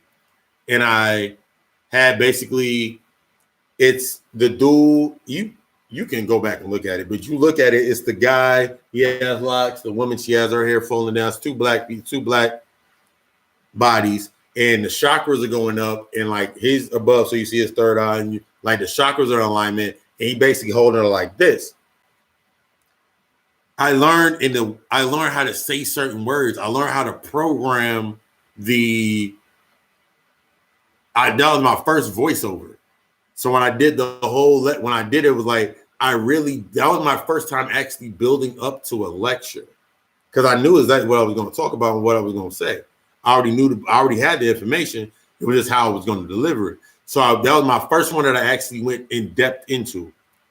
Before that one was shadow work, the ultimate superpower. That's when I was going into the chakras. But leading up to this point now, throughout each one of the lectures that I've done, I went from spouting off at a fast rate, just regurgitating what I was seeing. I went into certain subjects a little lighter than others because I didn't fully understand them. And that's what people could read at that level. So when I do a lecture like right now, you're going to look at the lectures now. It's an example of I've grown into the avatar that I use to create this, to create. Similar to like, if anybody's been following my podcast ever since I started it back in November, and now we're in season 2, episode 9, being Reflect, Neglect, Refract, the music has changed. The way the delivery has changed. Everything has changed. Everything has evolved because I've allowed myself to become vulnerable to learning, vulnerable to the knowledge. Because you can't change nothing. I remember I would sit there, and the things that shut you down, and y'all can start throwing your questions up there. The things that can shut you down and put you down in the aspect, the lower, is you thinking based on images of what you think things need to be.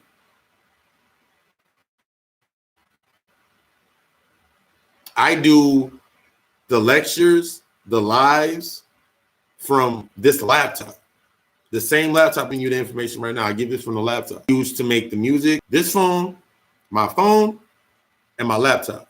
And I created now my subconscious, my psyche. That's the widening of your mind, taking you of nothing is stopping me from doing anything other than the aspect of me thinking. Nothing is stopping you outside of the aspect of you thinking that it's time. You needed to discipline yourself. You needing to sit down and put yourself into that space where you need to go to next. If you're not decided to change anything, to evoke from those things that you're learning from and to change, how can you invoke new energy? Because the energy is always going to be constant. The frequency is always going to be constant. But yeah, I think about how many frequencies come through. Because every time it comes, just like when you look at light, same light, in order for light, for the natural source of where it's coming from, it has to go through all those different fractals, all those different mirrors. All these mirrors are at a different cut, different angle to create that beam of light. So in order for them to get your power, think about what it has to be filtered through. Think about anything that has to get your power. Think about it in that, and this is that for that end part. Think about what it has to be filtered through in order for it to get there. In order for you to get something in purity, it has to be based on the depth purity. So if I come to you and I'm giving you this information, and you listen to any other teachers, any of the lecturers giving you information, think about what it gets stuck on and refracts and magnifies. Is it coming through as a wave of light, or is it coming through as a beam and it's actually hitting and pinpointing? I have people tell me all the time when they listen to an episode, like, damn, I feel like you were pinpoint accurate on an aspect of something I was thinking about. Because I'm open to that wavelength on that frequency at that higher level, so I can understand the compassion on every level at the lower. So when I look at things, it's like, damn, this is how I see shit. This is the aspect of understanding your powers and this is you coming online to coming in balance. Down here, they just like the light. They like the light. They like what it does. It gives them just enough. But if that shit, take that same sun, if you take the sun, a magnifying glass, and you just point it at an ant, or you point it at a leaf, now it's a laser. It becomes a weapon. You either can sustain the level you at or become the weapon of its destruction. You either can be the light that sustains this world, or you can be the light, you can become that beam that becomes its destruction. You only have one or two sides to choose from. Get out of your psyche that, oh my God, I don't want to be this, I don't want to be a killer, I don't want to be these things. Because you have to understand them things in order to take yourself to the next level. Get yourself out of the aspect of this fundamental binding, which is the catalyst for the psychiatric bonding that has you stuck on the level that you're stuck on. Because you're stuck in a certain space because you don't want to go anywhere else. It makes you healthy. It makes you feel good.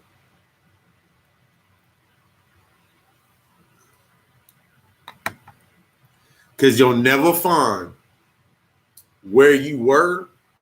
You will never find the aspects of where you need to go.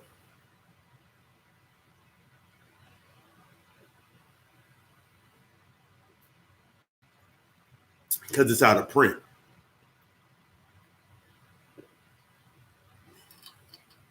The instruction manual for this space to sustain it, it's out of print.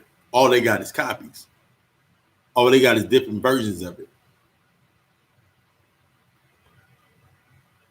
Why do you think there's so many versions of the Bible?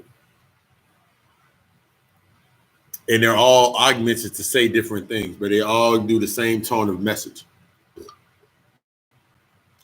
It's the same reason that there's so many different shades. Remember, everything is everything. Everything is synonymous. Everything follows into tune. Just like there's different versions of the Bible, there's different versions of the Talmud. All for you to learn from. Different versions of Asians. All for you to learn from. There's always a different version of shit for you to learn from.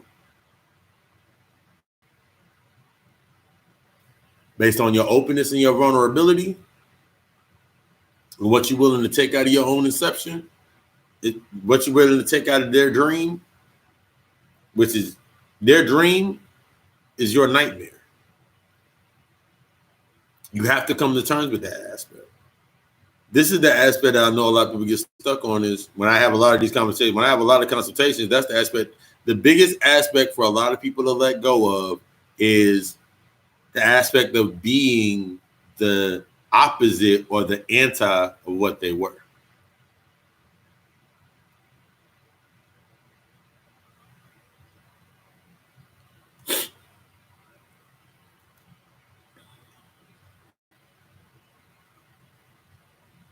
There was something else I wanted to say. Something. I think that was it. Yeah. Everything will be in the link in the description, from my Cash App link, my Occult Alchemy, the Occult Alchemy link. I'll put in there after I do the edits. But Occult Alchemy at myshopify.com. God Hour Podcast, capital G dot, capital O dot, capital D dot, capital H, lowercase OUR podcast. You just type in God Hour. Available on 8 platforms now. We growing. Papa Lucy Sunday service. That's exclusive to Facebook. I haven't really thought of anything to do to Instagram, because they have that 15-minute bar, and I go for, clearly we go longer than 15 minutes. So I'll break that down and actually start doing other stuff on there.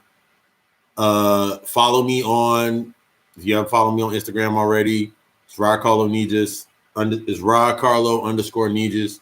Facebook is Rod Carlo Nijas. For my page, Papa Lucy Sunday Service, type in Papa, PAPALUCI _S Sunday Service. Sun space day Sunday service, because every day you rise, the sun rises. Service. Also follow my Occult Alchemy on Instagram for the looks into the more stuff that's coming. There's a lot of stuff on the store now. I'm adding stuff on daily as I have time. Because someone asked me the other day, like, how do you have time to do everything that you do? Because I don't believe in time. See, it becomes easy once you actually are applying it. It becomes easier to say. You're not just trying to convince anybody. Usually when I hear people try to convince people of things, they're trying to convince them of it. That's why they over repeat it. That motherfucker didn't ask you that question. So why would you ask them that question? Why would you answer them with that answer? That's your ego. Little small things. Just like even if you apologize, if you understand based on trauma, just like the aspect of apologizing, that's based under your identity, based on your broken psyche. You feel like you need to apologize to appease your brain. Okay, if you don't apologize, you feel lost or you feel off. Shadow work. Out of breath, shadow work. Anything I tell a person, either they're right, and a person that's on the right path and they're asking questions, I always tell them shadow work. Look at a video. I've gotten to the point where, like, here's my YouTube channel. Here's my Facebook page. Here's my podcast. Because I'm creating my own light. Therefore, I can use that instead of using myself. That way I can become more available to the things that I need to do at the next time. That's what creation is. When you're stuck in the aspects of the lower levels, like, man, I ain't getting paid enough. I ain't doing that. When you stuck based on the money realm, everything you do will be based upon money. And you'll only do it based upon money. You'll do it based upon the want and the need. That's the aspect of what they do here. Everything's based upon the want and the need. Since it's based upon the want and the need, guess what they do? The minute that you get what you need, and the minute that you get what you want, you continue doing what you're doing. You're all right, cool. I ain't got to do no more of that. I got what I wanted and needed. But the moment that you feel like you can create something and you're creating something, you'll go harder to create it than actually the want and need. You'll go harder to create it in the facets of what you need it to be. You're doing it unconsciously. That's why you created the time loop. Well, outside of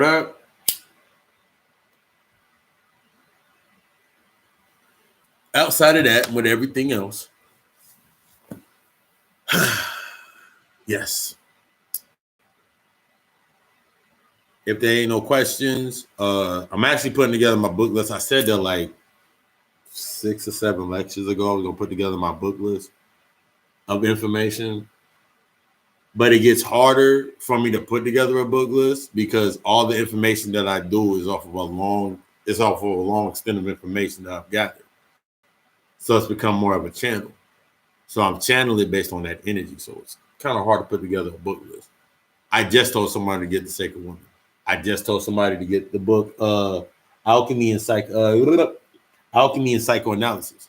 I just told people to get certain books because I'm just now coming back around to actually reading the books my damn self. But yeah, stay tuned for more. Like, subscribe, share, and let's keep building.